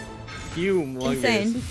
Oh, this looks really bad for Ibanian. I don't see them bring this back, even if they have. I haven't lost Witness it. my suffering. And here comes the Elemental Burst, transforming her into the Crimson Witch of Flames, but at least she heals for 2. Yeah, most definitely taking off that damage from Linny, and now Linny's sitting in a dangerous spot. They were only able to proc 1 jet, unfortunately. Now they have no artifacts to generate more cards. Ooh, That's a big lot damage. less compared to CJR's, and CJR is still able to heal their Linny. I don't see Ibanian coming back from this. Yeah, not in the current moment. Oh, but they do Gamblers. Wait. Never mind. Gamblers could be huge, taking out Linny. Who will CJR swap to next? Will the Seahorse be the next to fall? No, never mind. We're swapping over to H-Daha, who does have his burst ready. I'm pretty sure that puts her in lethal range. Yeah, absolutely. H-Daha already has 2 stacks, and the burst is locked and loaded. Here it comes. Yep. Boom. 7 And damage. down goes a Signora, and that's a GG's, and the first game goes to CJR's. Yep. Yeah, pretty Wow. well played across the board.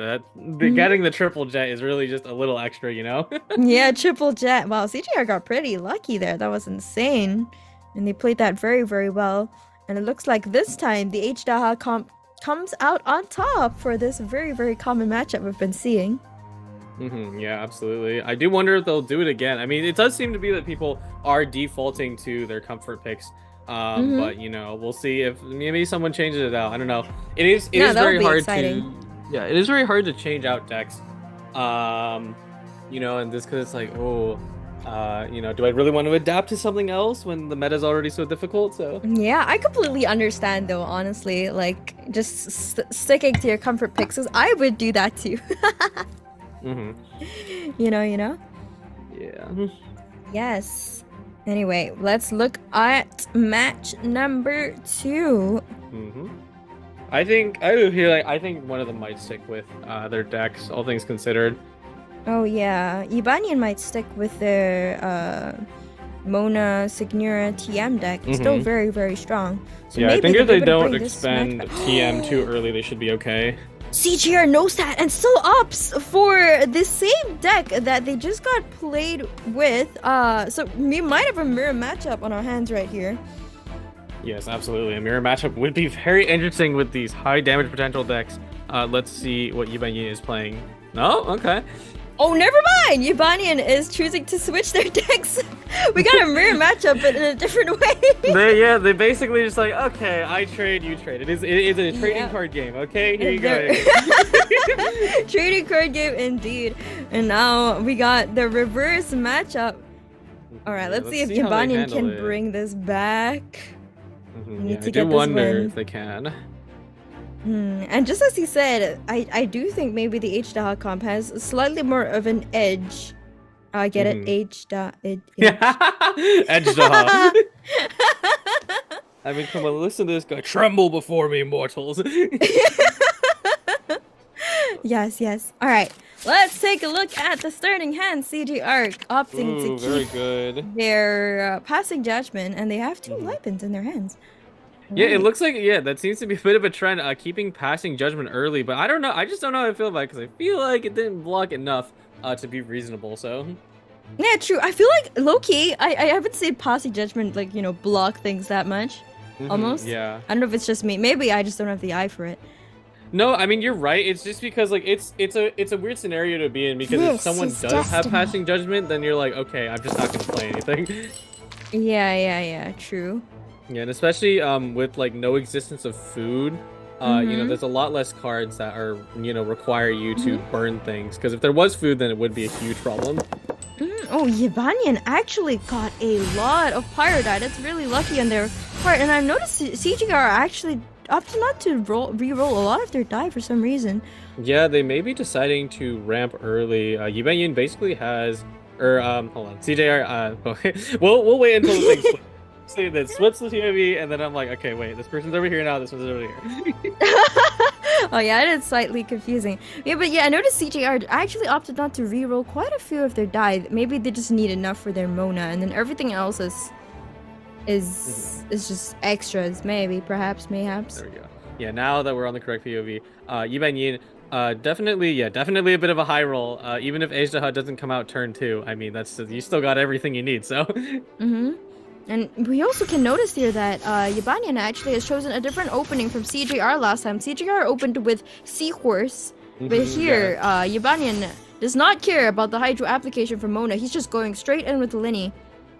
Yeah, I do wonder if that's gonna bite them because I think CJR by playing that way was able to push it out. Ooh, Jet early. Oh wow, that is early. Holy crap. Oh, maybe. Wait, they ended their round. They're not gonna do anything at all. Yeah, Never mind. There's no Hydro the application. Classic turn 1 full ramp into Liven. Put all your resources into Liven. Tell me what you got. Pumping Liven full. Okay. Maybe they opted to do that since their die roll wasn't like the best. Yeah, it is a bit strange. I would have preferred at minimum Mona skill because I feel like, again, like since the game is so fast, you know, I'd be a little scared to not have my elemental application up front so early. Yeah, exactly. So that now, like, CJR is gonna go to the next turn completely barren. There's no reactions to be had there. He's gonna have to do some switcheroos and skills in order to just do a single reaction. Meanwhile, opening up Mona to a ton of damage. Yep. And allowing Yibanian that free swap into Ejdaha as well. Yeah, Yibanian does make usage of the fact that, you know, I have Geodice, so I will use Ejdaha, which is another kind of unconventional line, but I guess they're free reign to do since CJR is like, all right, floor's yours. They are completely free to do whatever they want here. Just thinking about it, I don't believe they will be able to generate more dice, so they can just play the support cards and kind of call it a day for this round. You're probably right. They only have 2 die left, and maybe they could just play the little support cards they have in their hand. Wait, isn't that Ejdaha's talent card on the left? Yes, it is, but I do not believe it will be able to net them enough dice to attack again. So for the most part, they should probably just save it. Wait, so how does Ejdaha's talent card work? What determines the number of die it generates? Ejdaha's talent is basically, thankfully, there is no conditions unlike other cards that do other stuff like that. It's basically just as long as you always have 3 different characters in your deck, it will just generate that amount of dice. So. And it looks like they opted to play that here, which allows Ejdaha to do 1 more skill. Will they? Yeah, it looks like, it is weird sometimes because Ejdaha talent was very prevalent early on and then it like got sifted out and then got pushed back in. So like I did this talent. You're thinking of taking out the Mona right off the bat, but they can't damage. Oh wait, no, but it is because of the prop hat. Yep. The stars, the surprise takeout on CJR's Mona, that could really cost them because now they have no more Hydro application at all. Yeah, that is definitely an issue. Greedy play at the start might have really cost them, and now they have to think about who they want to take the field next. Yeah, that is a pretty big punishment for having Mona out early because now you're losing you know, your primary source of electrocharge that's just piercing damage, so you can't start chewing through people so fast. Yibanian sacrificed a lot of cards for that, but it might be worth it. Let's see if CJ can really bring this back. They've lost 1 whole element. And Mona provides so much value. She has that quick swap as well, and now they have lost complete access to that. That's painful. Yeah, I do wonder how hard punishing full ramp is, because I don't know, I feel like you're not in a great position here. The only advantage they have now is the insane number of die on their board. They do have a bit more of a creative mode, but what can they really do when they only have 2 characters left? Yeah, it is a significant struggle. Very similar to you know, the base version of this deck being Yelan OTK. Yelan was always the first person to snipe, and Mona kind of alleviates that. But even now, Mona is out of the picture. What do you do? Yeah, she got sniped. She didn't even get to do anything. No skill, no nothing. Now CGR is in a bit of a pickle. They're thinking about what they want to do here. I don't think they were expecting the Mona to go down that easily. But at least their characters have no pyro application on them at all, and they do have a lot of die. Is the die advantage enough? Ooh, Lumenstone. Shadow Senki. They did have Lumenstone earlier, and since they have such a dice advantage, I would have at least played one because they did drop Seed Box, so that counts towards your number of Lumenstones, which will not track now. So you have to do that first. Ooh, I see. What does the Seed Box do actually? The Seed Box simply any cost that currently support card specifically that is costs 1 will be reduced by 1. Ooh, okay. So Yeah. it could make a lot of things very free, but Yeah, a lot of things very free. It does also apply to artifacts. That is a thing I didn't quite Ooh, mention. Passing but yeah. Judgment being played now. One thing to note though is that Ibanyan really has not a lot of cards in their hand. Do they even have a way of drawing more? It doesn't really feel like it. Meanwhile, CGR has all the die in the world. Yeah, absolutely. Yeah, the only means for Yibai Yin to draw is that Vorukasha 0 cost, and that's it. But you know, I understand why people pre-play Judgment, but there's nothing in Yibai Yin's hand that's gonna make an initiate. You know, it's like these are all support cards. So. True. Now Ibanyan's turn is here. They did get pretty lucky with their die roll though, so they don't have to worry too much about having to sacrifice cards on their hand. Yeah, actually, they got so lucky with their die roll. All their die are useful, and a huge ult comes out from H-Daha, bringing Signora down to only 4 health. That's gonna hurt. And now Signora is within not lethal range, but transformation range. If she goes to the next round with this amount of health, she's going to swap over to the Crimson Witch of Flames. Yep. Losing No her healing revive. on deck, so it's gonna be unfortunate. They're probably gonna be forced into it. Yeah. The swap over to Thundering Manifestation now. And now it's CJR's turn again, unable to pull off the reaction because of the swap. Oh, never mind, I forgot. Lightning There's Rod. Lightning Rod! A huge Lightning Rod allowing him to still poke at the H-Dot, triggering Super Conduct. Very nice AoE damage. They need that really badly right now since they're losing so badly in the health department. Yeah, CJR is very happy to pull a Vorukasha because since they can't draw anything at the moment, they can start pushing their jet a little further right now. Yeah, they can. Alright, Vorukashas, let's see what they get. Do they get anything that's a big use? They do have... Is that Liusu? Yeah, that's Lisu, which Lisu would be great, but unfortunately, he only works if your characters have 0 energy, which unfortunately, you know. And both his characters have energy and another elemental skill coming out onto the Seahorse, but it only does 2 damage thanks to the shield. Yep, shield's gonna draw him a card. What they get? Liar Song, very good. Liar Song, ooh, but do they have Gilded on them right now? They do have 1 gilded, I believe, yes. They have 1 Gilded, but they don't have any die left. They only have 1 die. Yeah, they ended their round too, so no more moves in this department. Yeah, exactly. Ibanyan has also drawn their jet, but I don't feel like they've done a lot of support cards. However, it's a bit scary that Ibanyan gets to start first next turn. Yeah, it is also tough for Yibanyan because if they haven't gotten enough support cards, they don't even have any draw right now besides their other Sealy, which they have to move first if they want to make use of that. A bit of a shame that CGR is going to lose that free revive on Signora thanks to her only being 4 health. That is very disadvantageous for them. Yeah, most definitely. Didn't even really get a chance to apply too many elements. I mean, Asia will get the 1 cryo on them, but that will not last Yeah, but it's too not long, enough so. for a reaction or anything. Yeah, no, not so much. Yeah, that first turn is really kind of biting CGR right now. Ooh, CGR re-rolling. Ooh, they got pretty lucky. They have 5 die that they can use for the Signora. Yeah, 3 absolutely. extras. Gonna be great for the flip. Ibanyan also pretty lucky. They have 3 Electro die. Let's see what they get when they re-roll. Okay. 1 more Omni. Definitely workable. There's the flip on Signora. Signora's flip is out.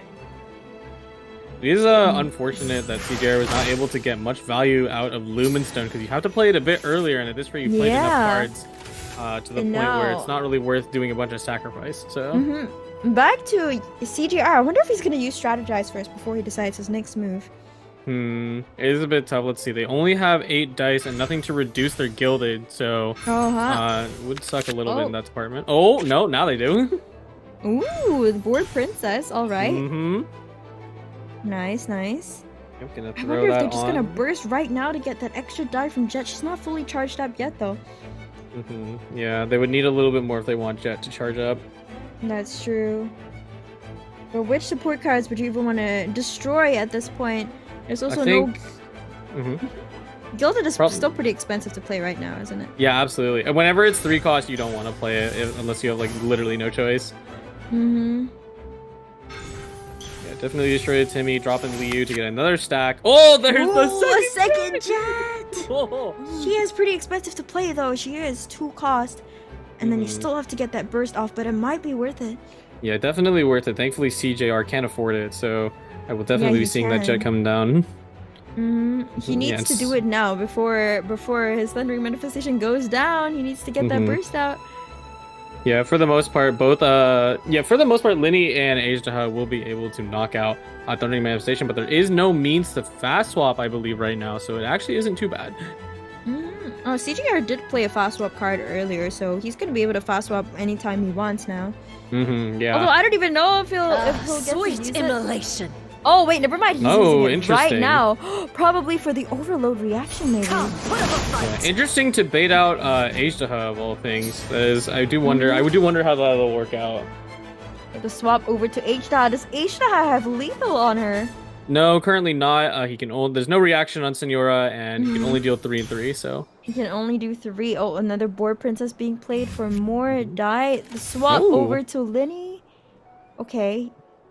Yeah, interesting. Preemptive on the board princess. Not sure why they did that. Maybe just to get rid of it. It's like, okay, throw it out. Yeah, throw it out now. Now back to CJR. This is such a precarious position for them. But Yibanian also has 2 low characters. Yeah, Linny is definitely not the worst option, especially because now he does actually hold lethal on Senora, so... Oh, yeah, he does. And can Senora even finish him off? I don't think she can. Yeah, no, not quite enough. She's 2 damage off, and she would need at least, like, a reaction or something to make it finish. Yeah, this is looking really bad for CJR. Yeah, it is interesting, the opting of sacrificing Senora, because I really did not expect that. I felt like the Thundering Manifestation play-in was enough, because at this rate too, CGR does not have the liberty of dice to play a second Jet. I thought triggering the Jet engine might have been good there. Oh, never mind. We're playing. Okay. Ooh, we got a. Is that a gilded? It's just the that's the baby. We can call it baby gilded. It's the SSK. Baby gilded. I see. Yeah. No dice shenanigans with this one. Oh, Yayoi, perfect. Oh, that could be huge. Yeah, that's super good. Yayoi is gonna make get cheaper artifacts now. Yeah, but so the Gilded time is actually running playable. very low. Yeah, very, very low. Oh, and okay, these good. decisions here are so important. This is so stressful. Yeah, just trying to calc it out. I think that the unfortunate thing that CJR is running into is that they need to play Yayoi if they want to do Gilded again, and then also do Jet, which is not going to work out math-wise. So. Oh yeah, that's true. Okay. Oh, but looks like they're choosing to play Yayoi anyway. Looks like they're not gonna trigger Jet this turn, are they? Or maybe they may be able to Jet? trigger one, just one Jet. Unfortunate. I think they can do 2. Yes. There we go. Okay, destroy an they artifact. Can? Oh, nice. Never mind.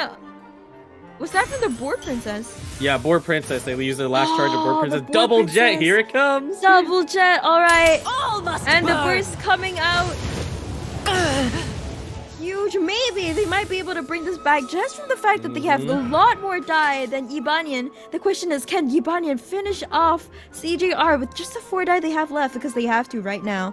Yeah, absolutely. If not, they better build a Linny Burst and use a Jet, but that really is not in their hand right now. Yeah. Oh, never mind. They have a Gilded. That could be what they need to finish off both Signora and Thundering Manifestation. Oh, and the Wind Song is what? Yayoi! This is looking really bad for CJR. Okay, going back and forth. Basically reset the counter already. Disappear. Yeah, reset the counter. Alright, Signora's out of here. Yeah, Signora's out of the game.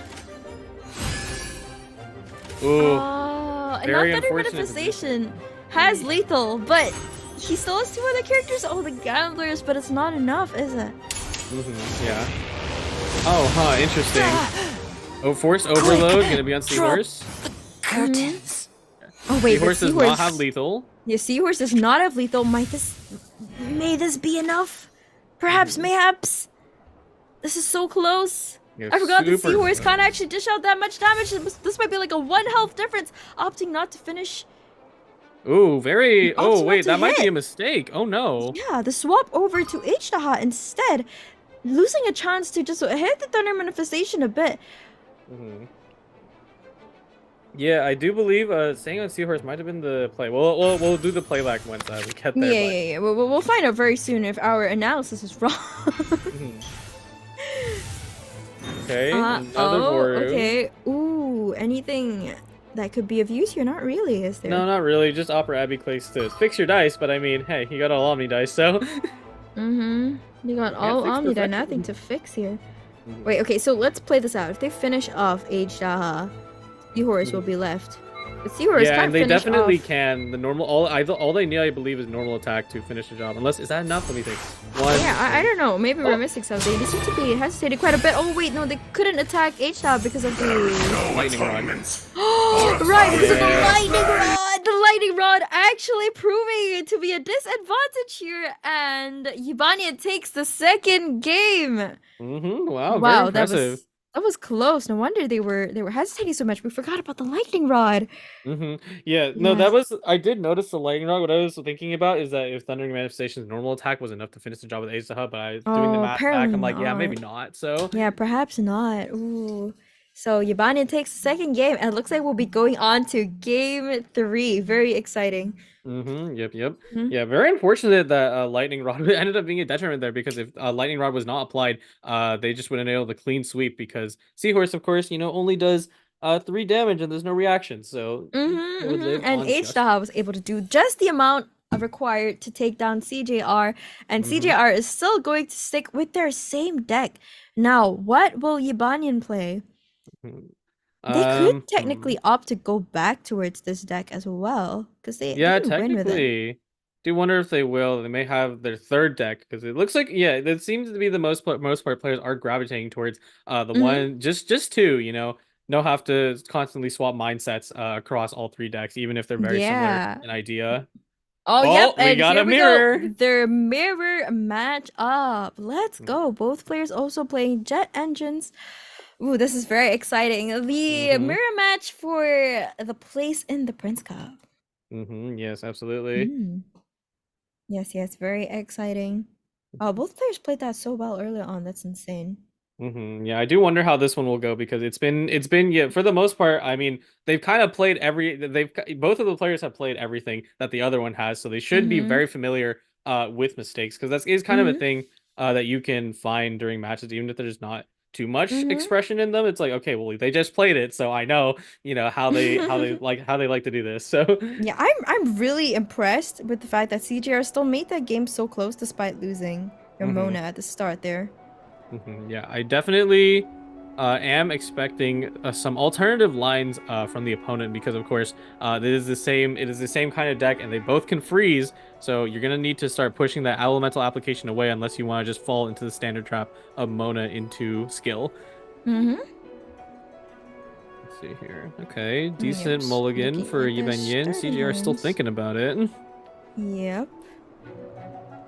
I think for the most part CJR's hand is pretty good. We're probably throw away Judgment. Yeah, both times Judgment did not do that much, so.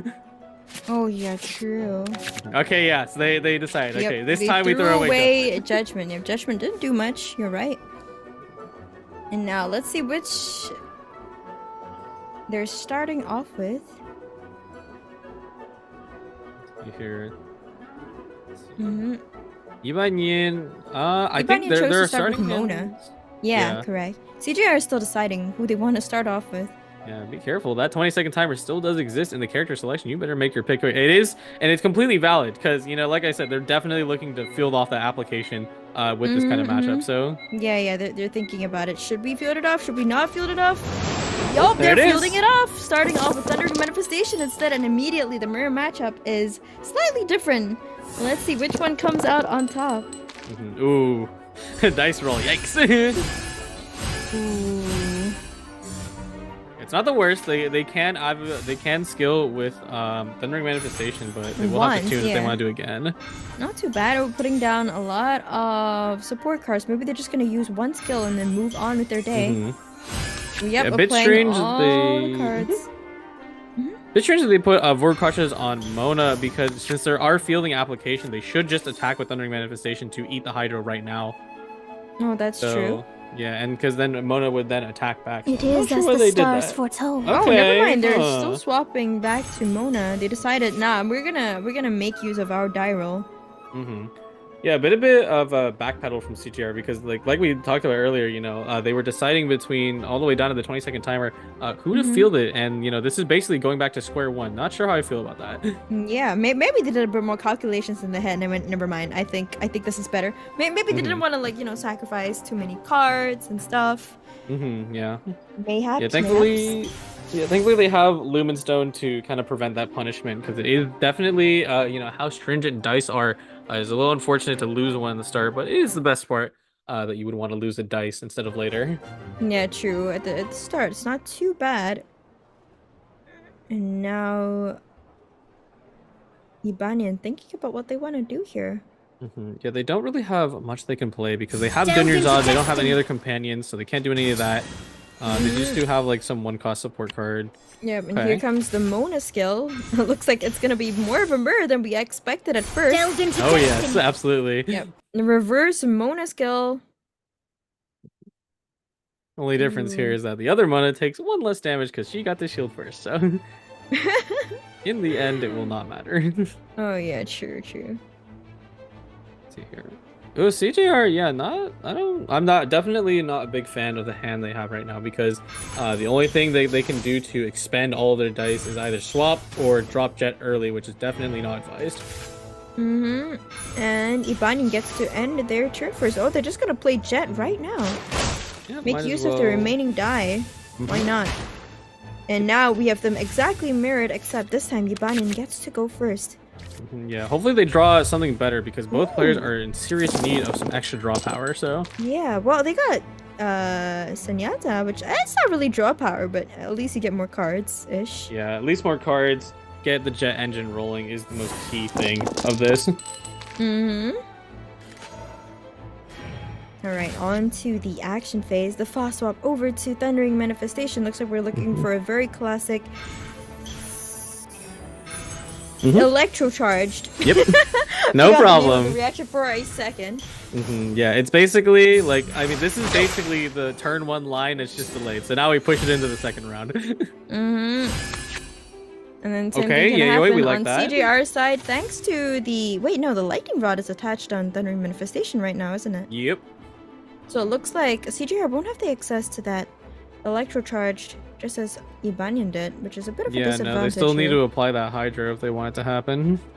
Yeah, I think I don't know. I think all that trying to field application in the start kind of put them at basically square one, and now they don't have an extra Hydra on Thundering Manifestation. Yeah, that was a bit of a disadvantage. It feels like they lost their turn advantage, because they actually were the one that was allowed to act first.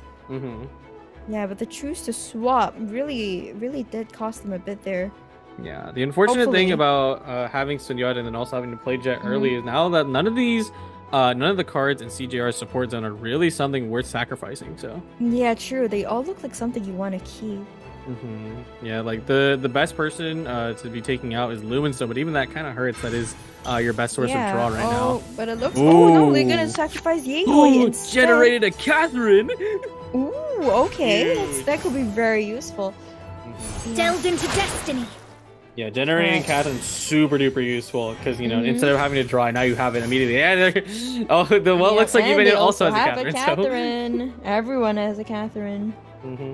You get a Catherine, I get a Catherine. Everybody gets a Catherine. Just like in game. Now, Ibanian, what are they going to do here? Just thinking about it. CGR also got that Paimon card. I just noticed people don't play it as much anymore.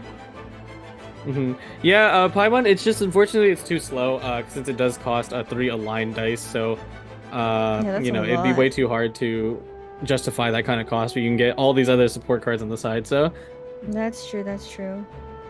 So do you think they're just gonna tune it at this point? Yeah, definitely going to be tuning fodder, not really see a mean in which you could use it, unless you want to use it as destroying other things, but that's probably not going to happen. I feel like Okay, I Liar saw it Song, being used pull a it back. lot more. Ooh, Liar Song. Are they gonna play Gilded? Yeah, definitely looking for another Gilded hit. No reactions off of Thundering Manifestation, but that's okay. You're still able to attack Mona, and she's going to get very close to being knocked out of the game. Mona is looking very low, but she almost has her burst ready, so maybe if she can just, get it off before she inevitably, takes her turn for the grave. Yeah, Maybe it that could takes be her turn useful. for a nosedive.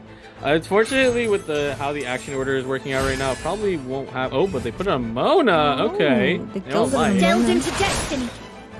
Ooh, okay, never mind. Looks like Ibanin might also get a Mona burst as well. Let's see here. Ibanyin is about to draw a good amount of cards. Unfortunately, this is the last of their actions. There's no more means to generate more dice. CJR now has the field with 8 dice.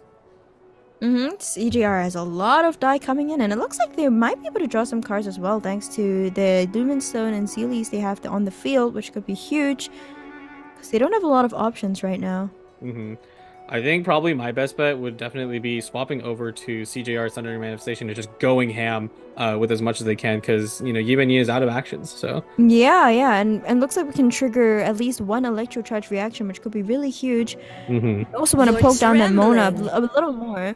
Oh, never mind, the swap over to Signora instead, freezing Mona. But it's not like Mona was going to act in the first place, so that is interesting. Perhaps you want to go for mostly the just sheer a bit cold? It's mostly just a bit of a safety read, because they're like, oh, if they do have more dice, then I better freeze them now, so... I see. Or perhaps they go for a sheer cold reaction at the end. Yeah, that'll also do a bit extra damage to Mona, but now it truly is free reign, but not really a means to cheat off a Gilded on CJR side, so only one more action left. Would it be worth to swap the Thundering Manifestation and try to get a skill off? But they're gonna have to sacrifice 2 cards for that. That's quite a lot. Yeah, CJR is calculating the difference between those 2 options. They could just play Liben and do it, but it looks like they're going to probably skill. If I see, yep. Next, and then You're right. tuning the Paimon card, tuning the fast swap. And here comes, the Lightning Rod. I keep forgetting about the Lightning Rod, but they got 3 extra cards for that thanks to the Sealy on the board. It's pretty huge. Thundering Manifestation a lot lower. Yeah, tuning fast swap does scare me a little bit because, I do believe that is one that they included inside their deck, so they're no longer going to see it. But they do have Catherine, so I guess it's not the biggest deal, but I still would have definitely dropped out. Maybe a Liben instead, because, you don't really need that many. Yeah, putting down Libens, but nothing to feed the Libens. There's no die left on the deck, so... Do not and like now this another situation. sheer cold, perhaps? Oh, yeah, no, it already procced, so... Already procced, right. Okay, now Mona's left on 3 health, but Ibanin gets to act first. Yeah, I do not, as much as the CJR had the advantage there, I don't like the position they're in now, because now their Thundering Manifestation is about to get frozen, so... Oh, yeah, you're right, and they're not going to be able to act for the entire of this round, even if they get more die with their jet. So that's really bad. I guess they decided that Electrocharge reaction was worth it. Yeah, and I think you're definitely gonna see that Mona burst coming out, because, I mean, Thundering Manifestation, I do not believe... Let's see. Oh, wait, no, Mona will get Lightning Rod, so maybe we'll have just enough damage to take him out. No, the question here is Ibanin want to swap off to Signora and freeze Thundering Manifestation, or do they want to just try to rush out that burst? I don't think they can, though. They're already so low. So I guess we won't see a burst from Mona here. Yeah, it is nice that they have the Catherine. They can swap and swap back. Definitely getting the Senora freeze. Yep, Signora and the freeze onto Thundering Manifestation. Quite unfortunate, but I guess they still have Signora to work with, so it's not the end of the world for CJR. Yeah, absolutely. This is kind of just like the support, like the other 2 supporting cast beatdown, because Yivan Yin's Mona and TM is already low, but you can see in CJR it's going to be a future they're going to be very familiar with in just a few seconds. The pale flame smolders. Also looks like Ibanin doesn't have a lot of... Oh wait, never mind. They're gonna get a huge influx of cards thanks to that I was just about to say they don't have that many cards, but I was incredibly wrong. They have a lot to choose from now, and they even have a jet. Yeah, just had to wait for that one more action to get Steely to proc off, and now they will be able to fuel up Jet. Another but Jet, okay. Okay. He blocks down, good. Ooh, Yayoi, we like that. Yep, Yayoi, oh, that's huge. And now their Jet is fully charged. This might be their turn, but the Thundering Manifestation can't act at all, so that's really a huge loss for them in a way. Yeah, CJR is definitely looking at the situation here because they want to get Jet off, but nobody has burst, and they need to use Catherine also to fill their support zone for that fast swap if they want to get the precarious situation that they're in. Thinking about it. It is What will say. CJR do? I am thinking about either Mona skill or swap Senora, but either way, it's just hard because Yibanyin having that Catherine, the second fast swap, just gives them so much control of the field. Alright, destroying even more cards, putting down the Catherine. Looks like they are looking for that fast swap, just as you said, but it only happens once per round, so they have to use it very, very sparingly. This is destiny. Alright. Oh, never mind, the Mona swap skill. onto Mona. Yeah, that actually works, because now you can also fast swap of Mona in the future. Yeah, absolutely. I do like the passing judgment. Well, actually, maybe not. There isn't. Once again, there's not a lot of stuff on Yibanyin inside that would be blocked. It's only the I haven't lost yet, Boar Princess, and the Yeah. Once again, I haven't passing judgment. Not really doing a lot. I guess it would do more in a deck where like there's more food, correct? Yeah, for the most part, it's definitely towards food, because the idea is that it's supposed to be countering this whole magic thing, right? Because, you know, it stops Boar Princess, stops Liar Song, but just very unfortunately, every single time, you know, they play it, just the opponent just happens to not really be planning for that, so. Well, I guess it's a nice way to be sure that, you know, we don't know for sure if Yibanyin has like Gilded or like, you know, Windsong inside their inventory, so CJR is just like, you know, just in case. This is just a no card. Yeah, as much as I'm giving you know, passing judgment a lot of flack, it is ultimately the correct thing to do, because, you know, you never know if they have it. You never know. Yeah, it just so happens that it's useless this time. It looks like Yibanyin has drawn their 2 jets. Yeah, never did I think I would see the day where Catherine truly takes back control. It's just such a memed on card, but she is fully controlling the match now. Yeah, she really is. And now Mona has her burst ready. Yeah, but I think Mona is sitting in the danger zone. But it's gonna be so hard to use, make use of the double damage from Mona's burst as well, because I don't think Yibanyin is gonna let CGR go ham on anyone for that matter. Yeah, no, definitely not. Yibanyin, though, the Mona does have Lightning Rod and Hydra on them, and they're out to skill, so oh boy. But she could burst, and she could trigger Jet, I guess. Do they even have enough die for that? Maybe not. They just have to tune one. It's the question if Mona will survive right now, which she might not, so. Ooh, you're right. So Yibanyin might really want to take out Mona here. Yeah, she really might not survive. Yeah, Yiban's just carefully considering if, you know, taking out Mona leads to a trap. But I think either way, I think you have to kind of go for it. Mona Burst is way too scary, so. Yeah, it is. It is. Thinking about it, timer's getting close to 20 seconds. Yeah, what a shape, though. CJR unable to use Mona's burst. Yeah, since it's 3 energy, you always get super close to using it, but and here comes the tunes. And also, Yibanyin has that I haven't lost yet. This is looking a bit dangerous for CJR, I feel. Knocks it out. Yep, just enough to take out Mona. Taking her off along with the electro charge reaction. You're trembling. And now back onto Signora. The pale flame. Yeah, lucky for Signora, one more Boar Princess charge. They gained another dice from Mona falling in battle, and now they got one more chance to do a skill.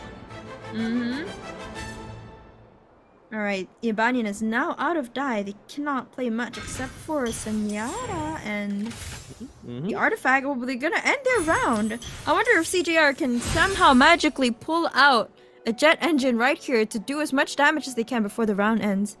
No, they will get at least 1 jet right now, and it looks like we'll be able to play a second one, but I think that will be enough to get in 2 attacks, because Thundering Manifestation is low, Mona's low, and then, you know, if you go to Senora, well, she can take potentially very big damage from either version of Senora's burst. That is true. Yeah, that is true. Yeah, I think CGR is just very carefully managing the breakpoints because... Yeah, he's doing the math right now. He's trying to decide if I make it into the next turn, like, who's gonna be left? How much damage can they do to me? Can I finish them off? Especially since Ibanyan gets to act first now. Yeah, it is unfortunate without a gamblers. Because if they had gamblers, they would be able to fully turn extend and really do some damage, but it's not quite what we have. No gamblers. Very unfortunate. Ibanyan is probably holding their breath, hoping that CJR can't suddenly magically pull a die out of their body and somehow, you know, do lots of damage. Out of their magical bag of cards. In the magical bag of cards. Let's see here. I think definitely I would just go for skill enough to take out Thundering Manifestation, and you know, as much as you'd want to extend your turn, it's not happening. So yeah, okay, looks like he's not gonna opt to get all that die from Jet this turn. Yeah. Actually, considering now, Yibanyin must decide who gets to go in next, and I would definitely. Oh, it's hard to say. Because, like, you can have Mona out on the field, but she is immediately going to be put into lethal range thanks to that end phase summon. Also just being low HP. Oh, that is true. And a swap over the Thundering Manifestation, surprisingly, wouldn't Signora be able to take her out? Actually, no. Yeah, no, Signora. Oh, wait, yes! Because of the end phase sheer cold? Almost. Signora is always a very scary character, but always at her skill. Only does 2 damage and then 1 Oh, it only does 2 damage, right? And so CJR is accounted for that. They know Signora can't finish off their Thundering Manifestation. Very, very smart play from them. Yeah, they do still have Catherine in the zone. No need for Mona fast swap. Yeah, Catherine fast swap. Oh, yeah, you're right. Catherine, the MVP, the silent MVP of the match. But Yibanyan might also have their jet engine ready. Yeah, they're fueling up right now. Yeah, they did even get... They did get Parametric Transformer. Could potentially be useful. Here. I don't think die is going to be a problem this round. No, definitely not. For both parties. The biggest issue is Yibanyan's energy. They really need 1 more energy, and just where are you going to get it from? They already tuned their I haven't lost yet earlier in the round. Yeah, even if they do an action here to get their energy, they're going to go down immediately. So like Mona's going to go down, and then if he uses this fast swap over to Signora, it's also not worth it either. Yeah. It's very difficult. I think again, I can't believe my eyes. Catherine is really making this game difficult. Like, in any other scenario, it would be like a done deal pretty much for CJR, but you know it's not the case.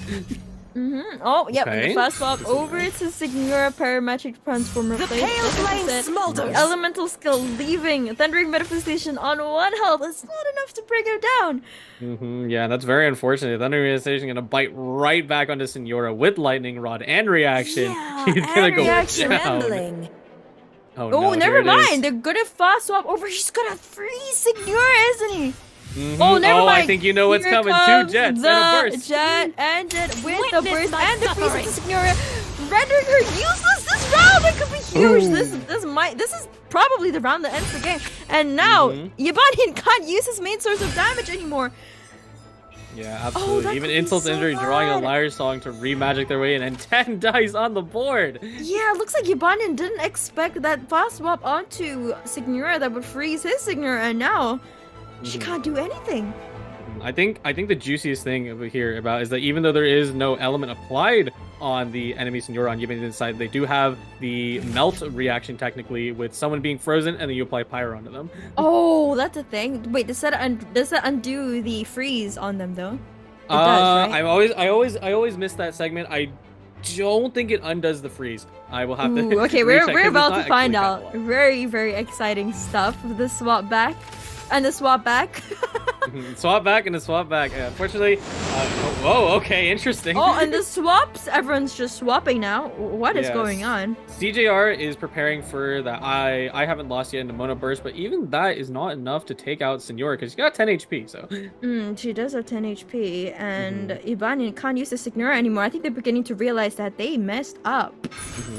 Yeah, also a very their good jet play. Even. There's no jet trigger anymore. They have no options to use their jet anymore. That was such a smart play from CJR and a bit of a blunder from Yibanyan. All hope is lost though. They use magic dice into board Princess and then also get a Mona out on the board, and now they're forcing them to take out Mona, or with the gamblers will get stars. CJR even more die. And now Yabanian can't do anything with their last frozen character, Freeze, winning them potentially the spot in the Prince Cup. Yeah, absolutely. Yin, I think, yeah, Yin notices their phase sealed, shows their hand of jets, and they end their turn. And in their turn, they can't do anything. And now Thunder Manifestation will probably take out that 2 health Signora. Yes, but it's not enough, because not even death can let you escape from the clutches of Freeze. She's still stuck. She's still stuck. That's so unfortunate that Freeze goes to revives. I think there is a good reasoning to it, but it is just so unfortunate. Yeah, it is unfortunate. And CJR again finishing off the game with a very slashy burst from Thundering Manifestation. Congratulations, CJR, for making it into the Prince Cup. Yeah, very nice match, very close as well. I think definitely they show skill and just caution on that very last moment, calculating for other things like I haven't lost yet. Other options, even being able to draw drawing that last gilded onto the match and then using maximum value, just not enough though to finish out the game. Yeah, I'm so impressed with how CJR managed to kind of climb their way back from the mini blunder they had at the start of the game. That was kind of put them at a slight disadvantage, but they spotted that weakness on the Signora so hard and froze her out of the game. That was so impressive. Yeah, it's definitely interesting, with all the talks about who fielding off application, but in the end Freeze really did decide the whole thing. But yes, that was our third round, and I think you know what time it is for. It's time for another 6-minute break, so grab your drinks, your snacks, everyone, and we'll be back again in 6 minutes for the final match of the night and the final match of Series Showdown, so don't forget to stay on for that. We'll see you guys later.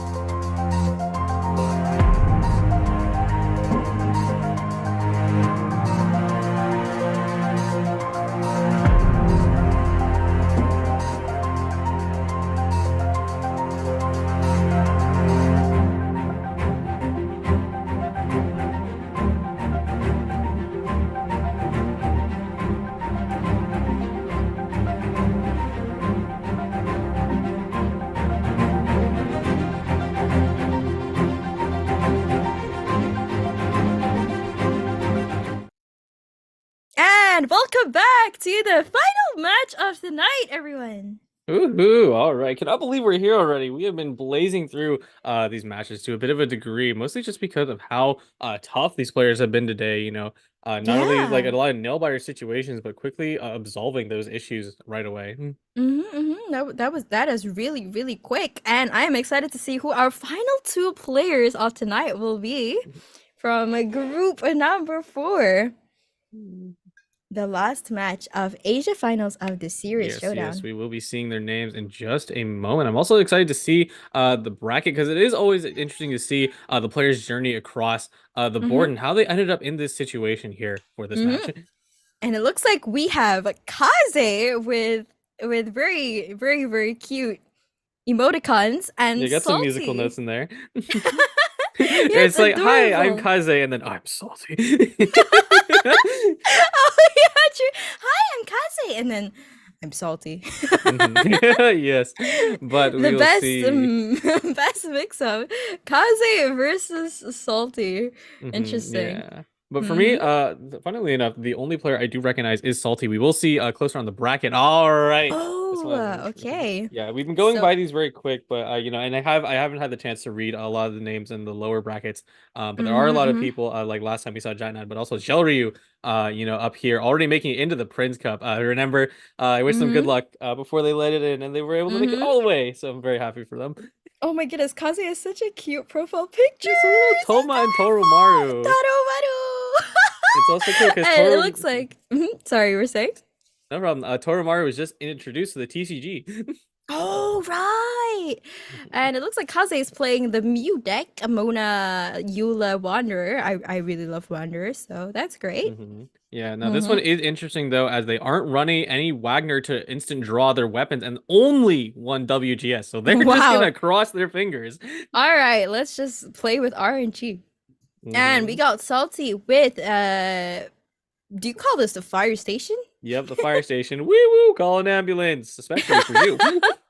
Double pyro with a thundering manifestation. We saw this yesterday as well. So that's very exciting. Slightly different from the decks we've been seeing today so far.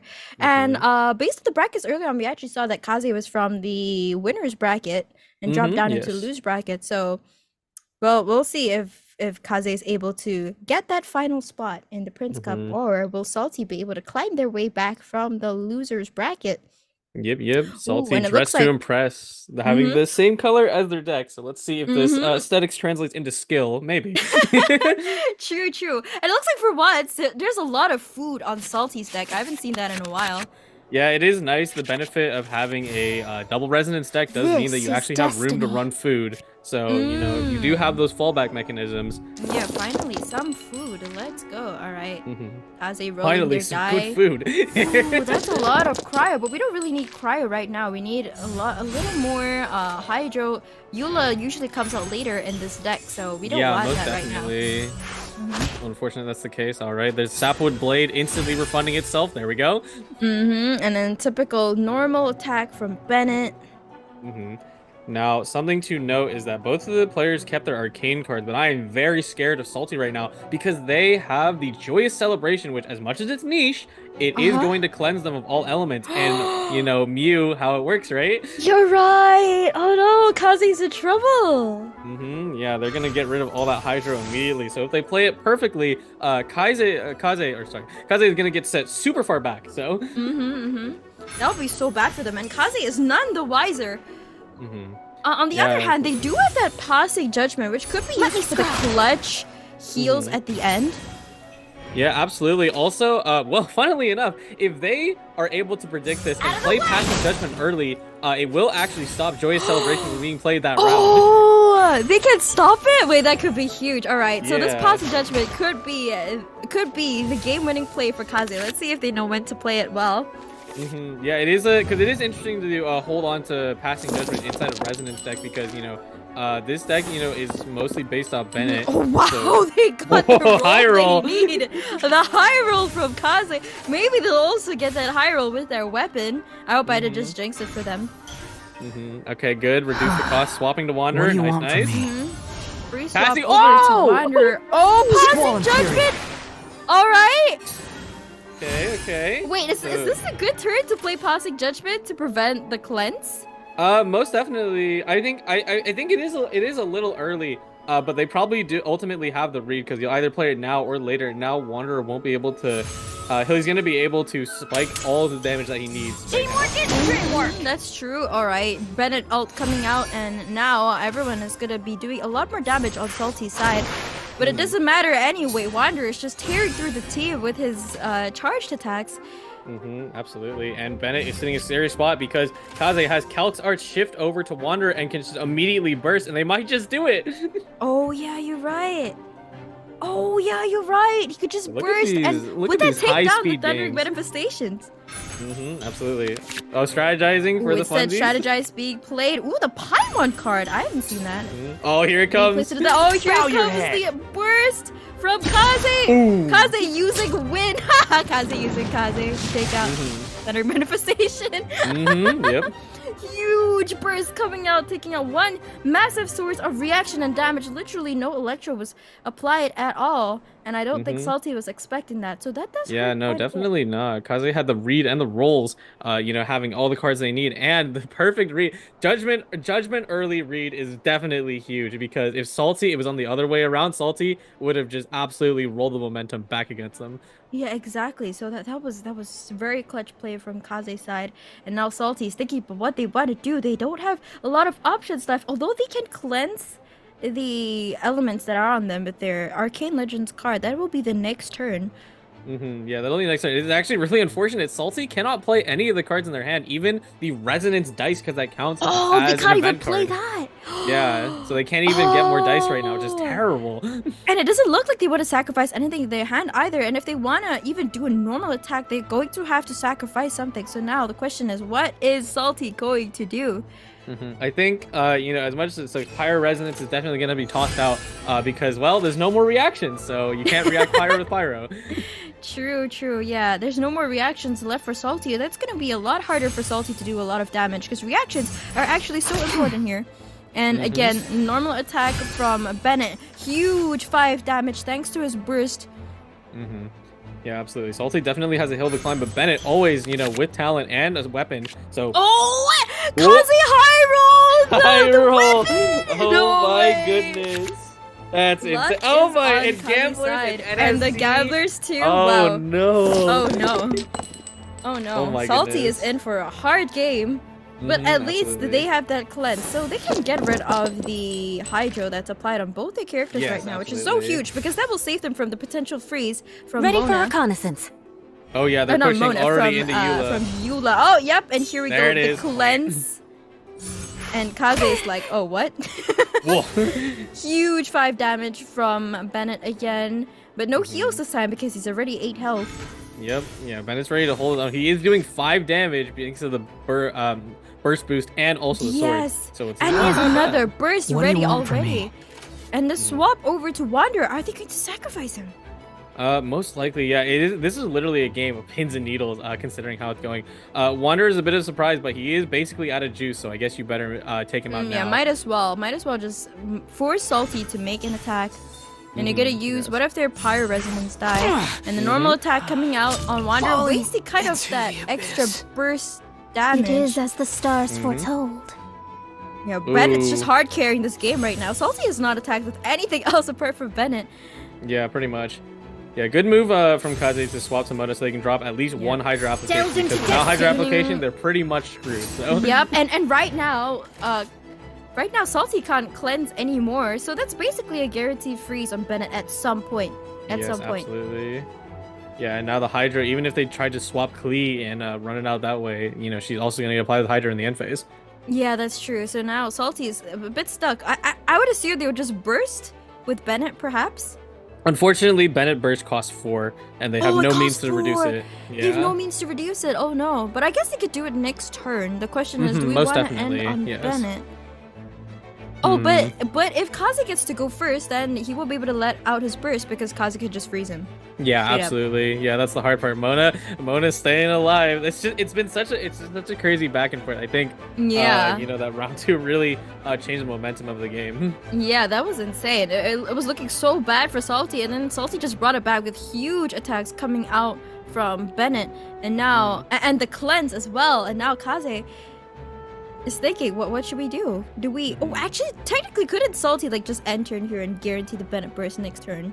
Yeah, that's the thing. They're definitely looking at that because yeah, Salty is about to run out of time. But if they end first, I believe they should be able to. Oh, but they're push not all. gonna do that. They're just gonna power through it and smack Mona, I guess. Oh, that looks like they're planning on taking out the Mona because they do enough damage to do it, and that would we be do a have enough decent damage situation. to take out the Mona.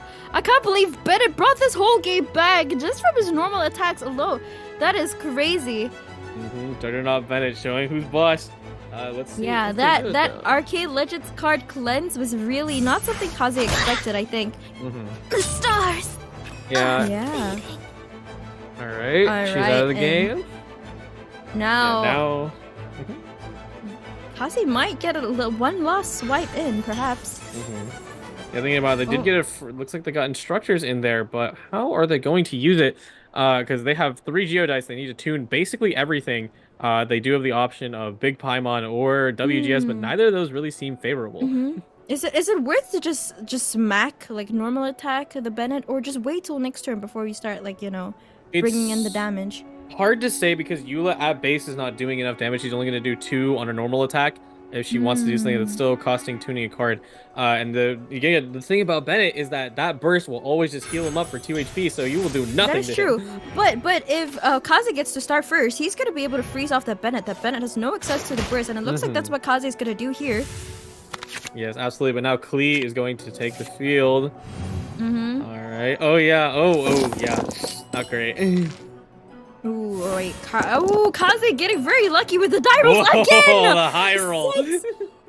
Cryo die. Kaze is getting so lucky. Salty, on the other hand, not as fortunate. He needs Pyro die. Like, that's all he needs, and he just has 1. Like, only 1.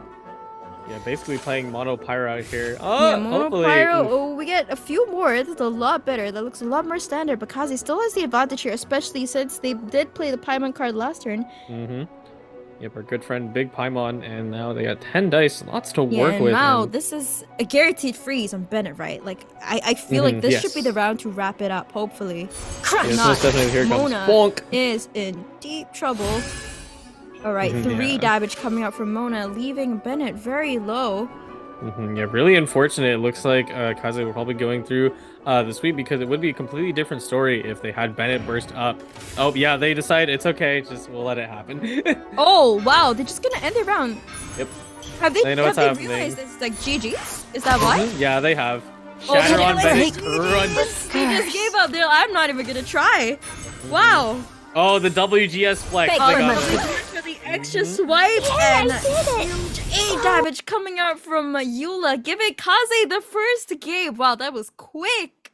Yeah, very quick game when you have such potent decks like that. They're all about taking out your opponent as fast as possible. And I think the biggest thing was that read on the Judgment versus the other arcane card, because wow, that just completely changed everything. Yeah, that changed everything. Those 2 arcade cards were played so well on both parts. That was amazing. The match kept like flipping back and forth.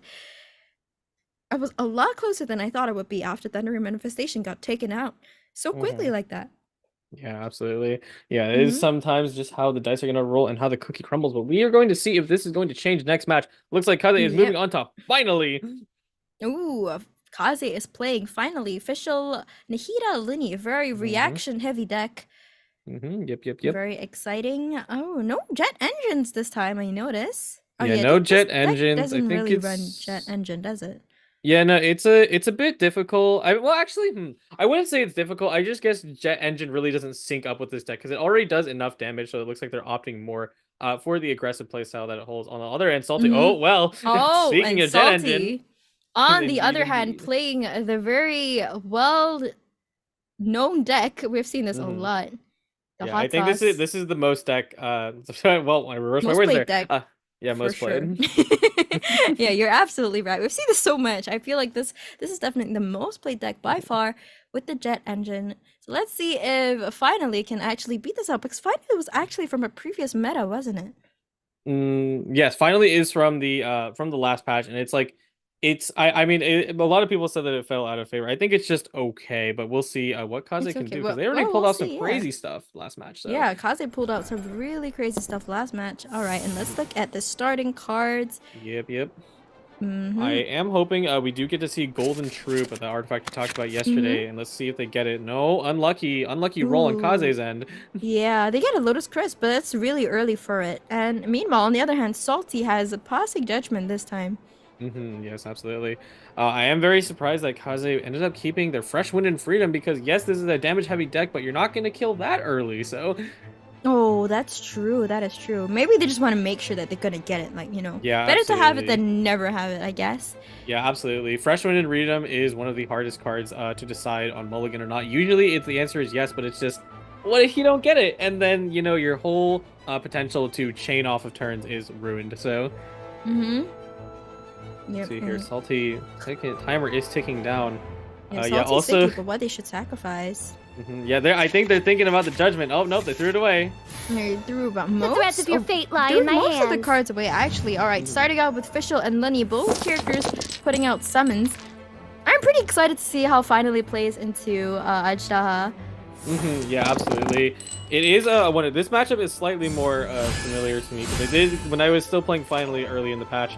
This was a matchup I'd run into quite frequently. So. Oh, and how did it turn out usually? For the most part, it seemed okay. Like, because obviously I'm not a top player, so I would definitely be messing up my lines a little bit, being a little too greedy with Nahida Burst. But you absolutely have the potential to knock out. Prepare to be amazed through the Seahorse armor. And it looks like Kaze has decided to actually start off with Lenny instead, thanks to the die rolls. Not a lot of Electrodine, and they don't want to sacrifice anything in their hand right now. All their cards are pretty good. Not things you want to tune. Yeah, the unfortunate start like that. Crop arrow. Yeah. Okay, Yayoi, we like that. And we got the Liu suit. What's that? Liu-Su? Oh, is that Chang the Ninth? I am a bit confused. That one is Chang the Ninth, yeah. Oh, Chang the Ninth, I see. Alright. Yeah, they usually get played together, so no big deal. I actually am happy to see Chang once again. Mostly with Linny specifically, because early when Linny was first released, I really like playing Chang with Linny because... In the name of the Prinzessin! He procs out piercing damage Linny does to himself, so... And the swap back to Fischl. Looks like we want Fish... Are we hoping to get the Pyro application on Fischl? I wonder... Yeah, it looks like that was the decider that they did. It was a little weird from starting off in the Fischl and then saying, okay, maybe not, and then, oh, okay, maybe go back. Okay, maybe, it's yes. Oh, it looks like they're gonna tune. Yeah, it looks like they really want that Fischl summon. Yeah, most They definitely. really want it so bad. Yeah, definitely a good thing to do. There we go. Yep. Yeah, because now Seahorse is gonna get pushed away. Yeah, but now two of Kaze's characters is going to have Pyro applied on them. Yeah. So that's not good. Yeah, unfortunately, I don't really think that was a fielding of reactions. I think they tried it at the start and then they decided against it, which is really can cost you a little bit. We'll see. Though. Yeah, backpedaling can cost quite a bit, as we saw on the CJR, but it's not impossible to bring it back. And now we look at Salty has a lot of die. Yeah, definitely. Yeah, lots of stuff to work with now. Being on Asia, coming in with a seed box into Sealy, and they should be doing a scale for sure. And that's like the power of support cards with Posse Judgment being played. Interesting. Will not absolve you. Lots of damage coming out onto Fischl. Time to broaden the horizons Now the again. swap over to Nahida. Looks like we're thinking of doing some reactions here. Yeah, definitely. We'll get the seed debuff and the quicken buff on their end, so that's a pretty valuable turn. But watch out, Asaha does have his burst and infusion. Oh, but the nice thing is that he can absorb Dendro, so that is beneficial in a way. Yeah, no grass equals rock. We don't do that here. That would be cool though. And now back to Salty's turn. What will they do here? Are they just going to burst against this Nahida? They will need to tune cards for that. Oh no, we're gonna play a difficult Blizzard. situation. Kaze, like pretty much literally everything in their hand has become unusable thanks to passing judgment. Not that they would play it, yeah, you're but you know, right. like it does hurt that you can't use any. You're of it, right. so. They can't use anything. And meanwhile, Kaze has to finish off Salty pretty quick. If not, that jet engine is going to definitely be a problem in the very near future. As you can see, Oh, Jet it's already already has close. a 4. That's really close. And if they just get one more jet, that could be it. Oh, huge burst coming out onto Nahida. That's really bad. We want to get our Nahida up for a lot of extra reaction damage. It's an honor to be here. Oh wow! So they forced a low jet proc early, so they only gained 3 dice from it, but it's still at 3 dice enough to do another skill. So it might be useful enough. I mean, everyone on Kaze's team looks pretty low. Oh, another extra amount of die thanks to H-Daha's talent card. Now, what will Lenny do? I definitely do like the line because you know, Nahida is kind of your biggest nuisance in Finally, because she does so much damage across the board to everyone, and now that she's very much in danger. Yep, but it looks like Lenny might be able to sustain himself a little bit and doing quite a bit of damage there onto the H-Daha. Now he's pretty low. This is like really a question of like damage versus sustain. Who wins here? That's kind of funny. It is funny to see both Timmy and Lisu rolled into again, because I feel like we've seen that at least 3 times now within the last 2. Right? They just keep coming out, dude. They're just fated. Yeah, they're 1.0 buddies, and it is nice because this time they will actually be useful. They came early enough, so. Okay, gonna pull back magic, and we're gonna play it again most likely. We got a gilded there, didn't we?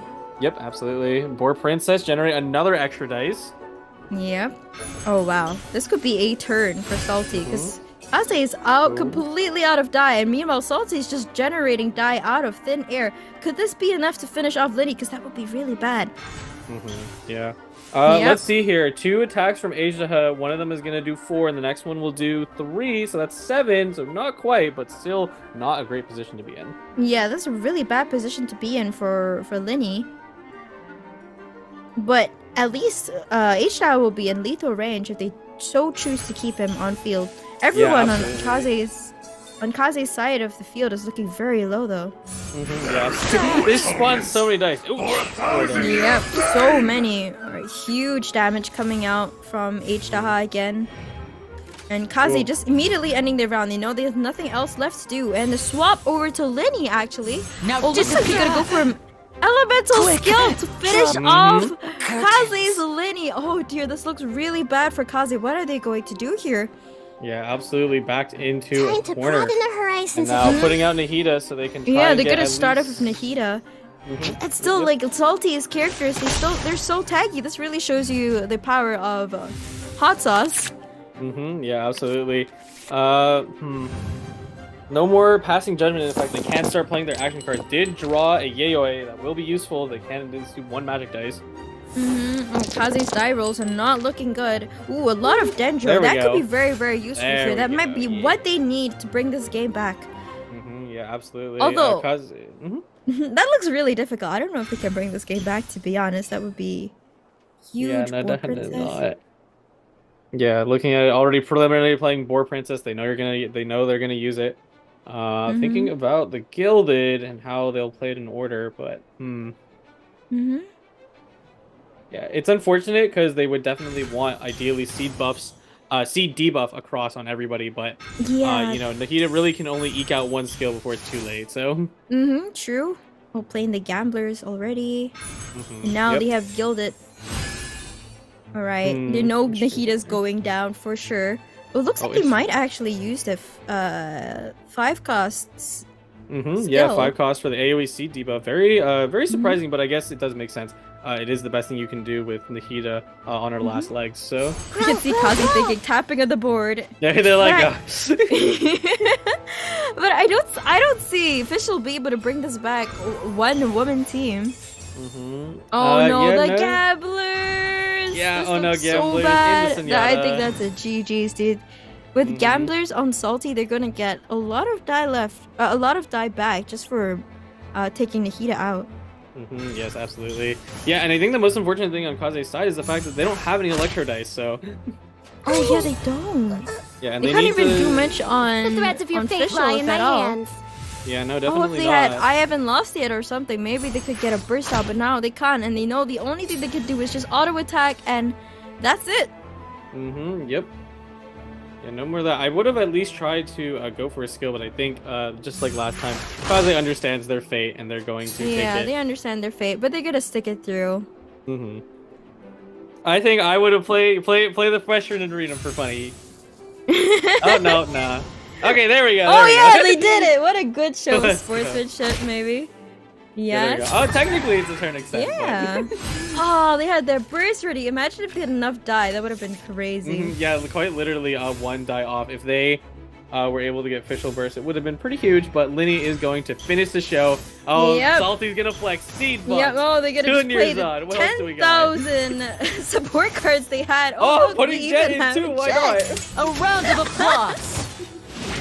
I feel like they could have BM'd a little harder, but and the second game goes to Salty. So we're gonna be going into a game 3 for the final match. That's very, very exciting. Indeed. Game 3 scenario. Very interesting ways they've been able to push and pull back against all the situations now. Like, even if that time I'd say that Judgment definitely had a lot less value, still was a lot to cripple Kaze's play. So yeah, it's crazy how much damage Aisha managed to stomp out on Nahida, basically rendering her unable to do much. But also, I feel like Kaze was kind of lacking in the die they required to play the skills that they needed. Yeah, mostly the dying cards would not have a lot of draw to get their stuff. It really is unfortunate because artifacts like Golden Troop would have been able to give them those abilities to reduce their cost of skills, especially Nahida, because that thing that costs 5 counts as an elemental skill, so it would can potentially be reduced all the way down to that's 3. true. Ooh, Kaze's playing the Yalad OTK deck. Yes. I'm so surprised people did not play Yelan OTK 3 and 3 because it is quite popular. We do get it. Mona flexibility is way more better when you're in such a dangerous match. Now, interesting thing here, they have Red Feather Fan. That is very unconventional. Ooh, what does Red Feather Fan do? Red Feather Fan is a weird card because it requires you to swap twice if you want to get full value out of it. For starters, it will enable you to do a fast swap and then also reduce your dice swapping cost by 1, but you need to do it twice. So ooh, okay. So that's kind of hard because you need to get both of them, right? Yes, absolutely. That is very difficult to get off. Meanwhile, Salty is playing exactly what Kaze did at the very start. Yeah, unironically so very similar. They're also looking for the high roll WGS, and they even brought Big Paimon on the table as well. Oh yeah, they did. All right, final matchup: Kaze versus Salty. Yes. I do wonder how it will go. Yeah, because they do have a little. I wouldn't say Salty's list is necessarily unconventional, but high roll weapon is always just a little scary, I think. So yeah, that is pretty scary. Well, we'll see what happens. Maybe Salty can get as lucky as Kaze did in the first round. And it looks like they completely re-rolled their hand, but they got 2. Is that Matsutake meat rolls? No, it is the minty pull the meat rolls. trigger. Oh, minty read rolls. Apologies. No problem. They're both meat rolls anyway, so. But I'm sure they have very different effects. Ooh, oh yes, Kaze not absolutely. getting too lucky with the die roll again. Yes. Lots of Matsutake- ammo, but they don't need it this time. Yeah. Matsutake is a cool card, heals you for a ton, but MMR, our good friend, all the way back from 3.3 is going to reduce your normal attack. So. Yep. Kaze's just going to use the normal attacks to farm up that Yelan burst as fast as possible. And now Salty's turn. Yeah, a bit of surprise they didn't open with a skill. I feel like you could have minimum tuned one, but they are going for the line where Yelan is able to normal attack 3 times thanks to MMR, and they can max value their 8 dice. And then they can get their burst ASAP. Yep. Absolutely. That's very useful. Yeah, Salty probably isn't going to deviate from the line too much. Should just Mona into Wanderer and then call it a day. Yep. I wonder how Kaze's going to play around the the Hydro application that Wanderer and Mona are going to cause, and how he's going to escape the clutches of the freeze from Eula eventually. Well, looks like I went a little bit too far ahead because Salty actually does not have enough dice to skill on Wanderer right now because they played Dunerzod into the Big Paimon. Oh, you're right. So they can't spread the Hydro yet. Yeah, no, they're going to go ahead and wait for it. I think they're realizing this is a little bit of a weakness of Yelan OTK is that she always needs to burst. If she does not burst, it's over.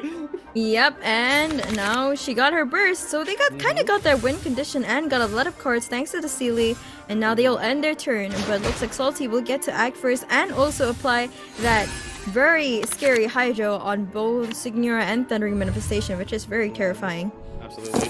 I am definitely worried about the fact that Kaze has a Leave It To Me fast swap, so once they drop Yelan Burst, they can immediately swap into Signora and freeze Wanderer for the coming turn. Yeah, that's very, very scary. Ooh, but it looks like we got Salty a lot has of the- Electro die on Kaze's side. Salty also got pretty lucky with their die. Quite a bit of Omni die. Yeah, in their should be hand. able to pivot either way, but for the most part, since I know, I mean, it is true because I do actually remember talking about this with one of the other players in EU that technically maybe freezing water isn't the best, but I feel like if he's gonna deal a bunch of swirl damage to you, you should probably stop him in his tracks early because you do have enough dice to afford it. So. True. All right, the fast action swap over to the Wanderer. Is he just going to take out his elemental skill right now? I would assume so. Yeah, absolutely. He's gonna throw off his hat and into the ring. Swollen Let's see it. Yep, and there we go. Nice, Here comes okay. the horrible Hydro application on both of Kaze's main damage dealers, so that is quite scary. And it looks like they might have to tune some cards, but it's okay. They have strategize on their hand. Yeah, absolutely. Tons of stuff to tune. One thing with Wander is that they did have Instructor, so they will also be able to generate a dice every time they deal a Here reaction comes the up to catch. maximum 2. It looks like they're gonna tune one of their strategize, and in comes Yelan's ult. So that win condition has been secured. Yes, absolutely. Now let's see how they take advantage of it. Salty, just thinking about how much damage they're about to take. Either that, or they will start dropping those normal attacks. Yeah. All right, they're just gonna start Okay. dropping the normal attacks, just as you said, and that actually removes the Hydro application from Thundering Manifestation, so that could be good in a way. Now Thundering Manifestation is pretty free. Yeah, Not Thundering yet Manifestation is frozen. clear right now. Ooh, what Okay, is that Chef Mao. support card again? Ooh, to get Yep. lots of food. Oh, that is interesting. They're looking to normal attack on Yelan. That is not what I expected. Ooh, why? I I'm wonder. not sure, honestly. That's interesting. I mean, maybe they could have just fed her the food to generate a dice of Chef Mao. Not uncommon, but generally speaking, you only have two copies of your food in your deck, so you want to maximize its usage. Interesting. I do wonder what's going through Kaze's head. Okay, and War Princess Princess as well. Oh, I guess they're interesting. anticipating her to go down. All right. Yes. Some damage coming out from Yelan and the follow-up burst as well. Yeah, very interesting usage there because they're going to do a significant amount of damage to Wanderer, but also the fact that they played Echoes of an Offering, which generates them a dice and draws them a card when using a skill. I Or see. Normal attack, sorry. All right. And now, what will Kaze do? Will they swap over to the Thundering Manifestation? I don't like how low Kaze's team is in general, but also Salty has two characters that are pretty low, so that's a bit dangerous for them as well. The thing is, though, you are right on the money because that was all a ploy from Kaze because 3 dice are in their hand. Wanderer is on 5 with Lightning Rod. I think you know what made this yeah, happen. you're right. There's no escaping this unless Uh-oh. he can Wait pull a out a minute. burst to take out. He takes out the Thundering Manifestation. The Uno reverse card is exactly what Kaze did to Salty in the first round, and that is devastating. Yeah, very unfortunate because Kaze did set up to knock out Wanderer early, but Wanderer has, like you said, the Uno reverse card. Just okay, you're gonna burst. Let me burst first. Hold on. Chill out. Yeah. Oh my goodness. Did he get his burst early? Thanks Who's to our target this time? The Klee card. I think they built it up actually. I'd have to go back and see, but I think regardless they had it. So. That is crazy. Oh Yeah. no. This is looking really bad for Kaze. Yeah, Kaze's in a bit of a pickle here. Not even enough dice to do another skill. They can destroy their current artifact to gain 1 more, but is it really not worth it? No, I don't think so. And maybe, I guess one advantage they could do is start first, but what are they even gonna do? Like, the moment Eula comes out, they're in trouble. Yeah, it's freezing time once Eula comes out, and she's on full HP, and Wanderer got to completely escape harm's way, so... Yeah, that was so close. The close lethal on the Wanderer was really there. But unfortunately, a simple burst would take out the Thundering Manifestation. Yeah. Interestingly, Perhaps- yeah, next... An early swap on the Thundering Manifestation might have been better. Yeah, most definitely. It's unfortunate that it's the way that played out, because Kaze definitely had the idea in mind, but they you know, maybe a little too risky because Wanderer is just always that guy who's going to deal a ton of damage off rip because he can quickly gain energy so fast. Yep, and now Kaze's really thinking about how they're going to get themselves out of this really difficult situation. Looks like they're just going to play a lot of Chef Mouse. Do they have a lot of healing in their deck? I don't know.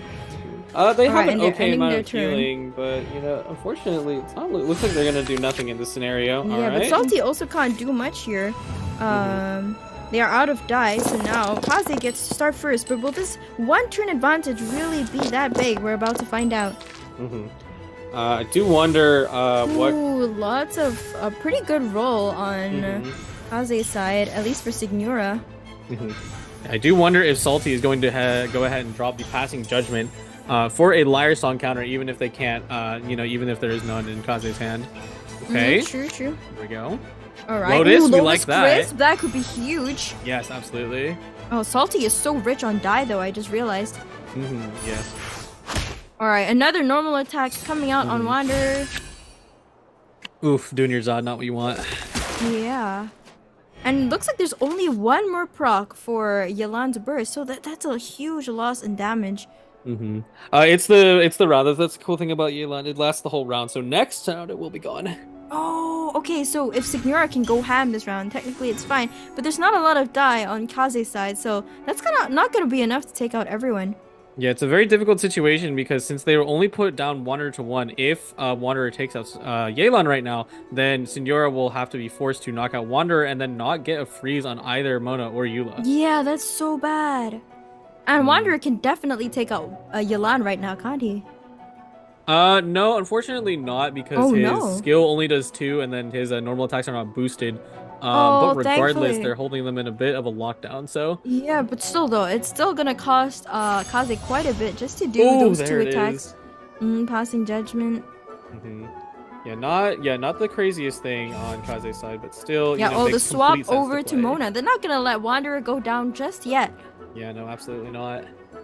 I'm thinking Yelan here.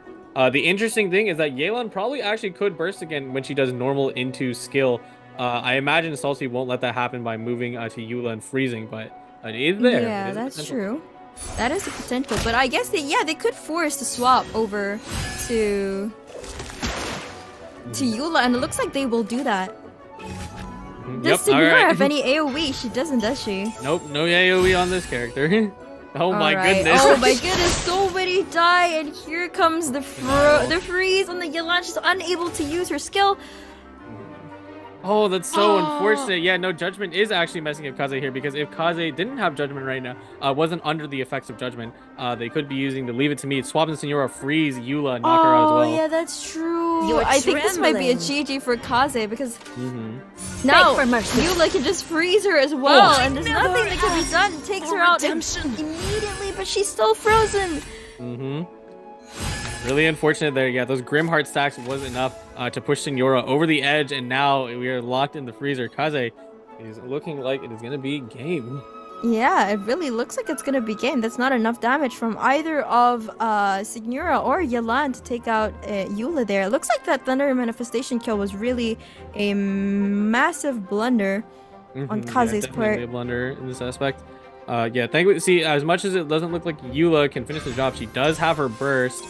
Kaze's still going to try and do anything they can in this situation, but it's really not that much, so... Yeah, there's nothing they can do. They can't unfreeze. They didn't have that card, that Arcane Legends card that Salty did in the first game. Yeah. If they did no that, joyous celebration to managed to maybe escape. bring it back. Yeah. Yeah, it's not looking like it is in the heart of the card. Salty is just waiting, locked and loaded with that burst. I think that's actually WGS over there, but they won't be able to play it. Not enough dice, but it would be funny. Oh, that's such a shame. Freeze to the core. Boom. Yep, and a huge burst coming out. Redemption. Yeah, that's the great thing about Mew. You're gonna get shatter. Boom! 5 And damage. the huge 5 damage and phase, and the game goes to Salty. Congratulations to Salty for qualifying for the Prince Cup. Yes. That was quite the game. You know, quite a bit of a nail biter. You know, both of the players were playing very aggressive decks across the board, and you really had to be careful calculating how much damage each player would do. But that is the last match we have for the tournament. Yeah, it is. And maybe we'll get to take a look at all the players that have actually qualified for the Prince Cup, so we know who we'll be seeing in person on stage very, very soon. Very Indeed. exciting for the $60,000 tournament. Yeah, $16,000 for the first place placer, and then overall 60K prize pool. Huge stuff. Really nice to have prizes going all the way down to the 32nd being $600. You know, so if you're able, if you know, you may not be able to make it on stage if you get to 32nd, but you will be walking out with a good amount of money. So and here we go. These are all the players that have qualified from every group. We've watched quite a few of them. We saw Salty today, we saw Injagi, and we saw Am, we saw Diaren, CTR, Garasu yesterday we saw as well, and Shimo as well. Yep. These are from groups 1 to 6, and we still have another set of 6 from group 7 to 12. So we're about to see that soon as well. Do you recognize anyone from here, Kojo? Oh, absolutely. I mean, we already talked about earlier about Inzaghi, and then we're flipping over to the other side on Inzaghi Doom on the other side. Now we flipped over here. A match we didn't get to watch though was Koji, a very, very prominent JP player, and also I'm a big fan of one of their decks that they made this patch, being the Senora Kazuha Freeze Control. So I like that one a lot. Interesting. I see, yeah. And then these are the other players that are also going to qualify for the Prince Cup. So all 24 of these players will be battling it out for that $16,000 first place prize. And even like the lower places also still have really, really good prizes. If not Yes, wrong. absolutely. Yeah, no, and yeah, everyone who unfortunately was knocked out today does have a chance in the wild card. But wild card is a very, very tough bracket. You know, like it's, you know, even if it's another chance to get there, it is a I believe it's single elimination. So once you're out, you're out. There's no second life like in this tournament. Yeah, that's exciting. So some of the players that we saw here today still have a chance to make it back. Anyway, congratulations once again to everyone for making it into the Prince Cup. Yep. Like we mentioned, the 24 players will be battling out on the live stage to compete for the 60K prize pool in the coming months. So stay tuned for that. Yep, and once again, they still have a chance to be other players that didn't make it, still have a chance via the wildcard. Yeah, be sure to check out where this is hosted at the Genshin Impact Tavern Discord at discord.gg/Genshin Impact Tavern for all things Genshin Impact and Genius Invocation TCG tournament. You should also check out the Hoyo Lab post for the new cards coming this patch. We have very exciting stuff coming in. Yeah, very, very exciting. Thank you everyone for watching. This was Kettle. And this is Kojo Creations.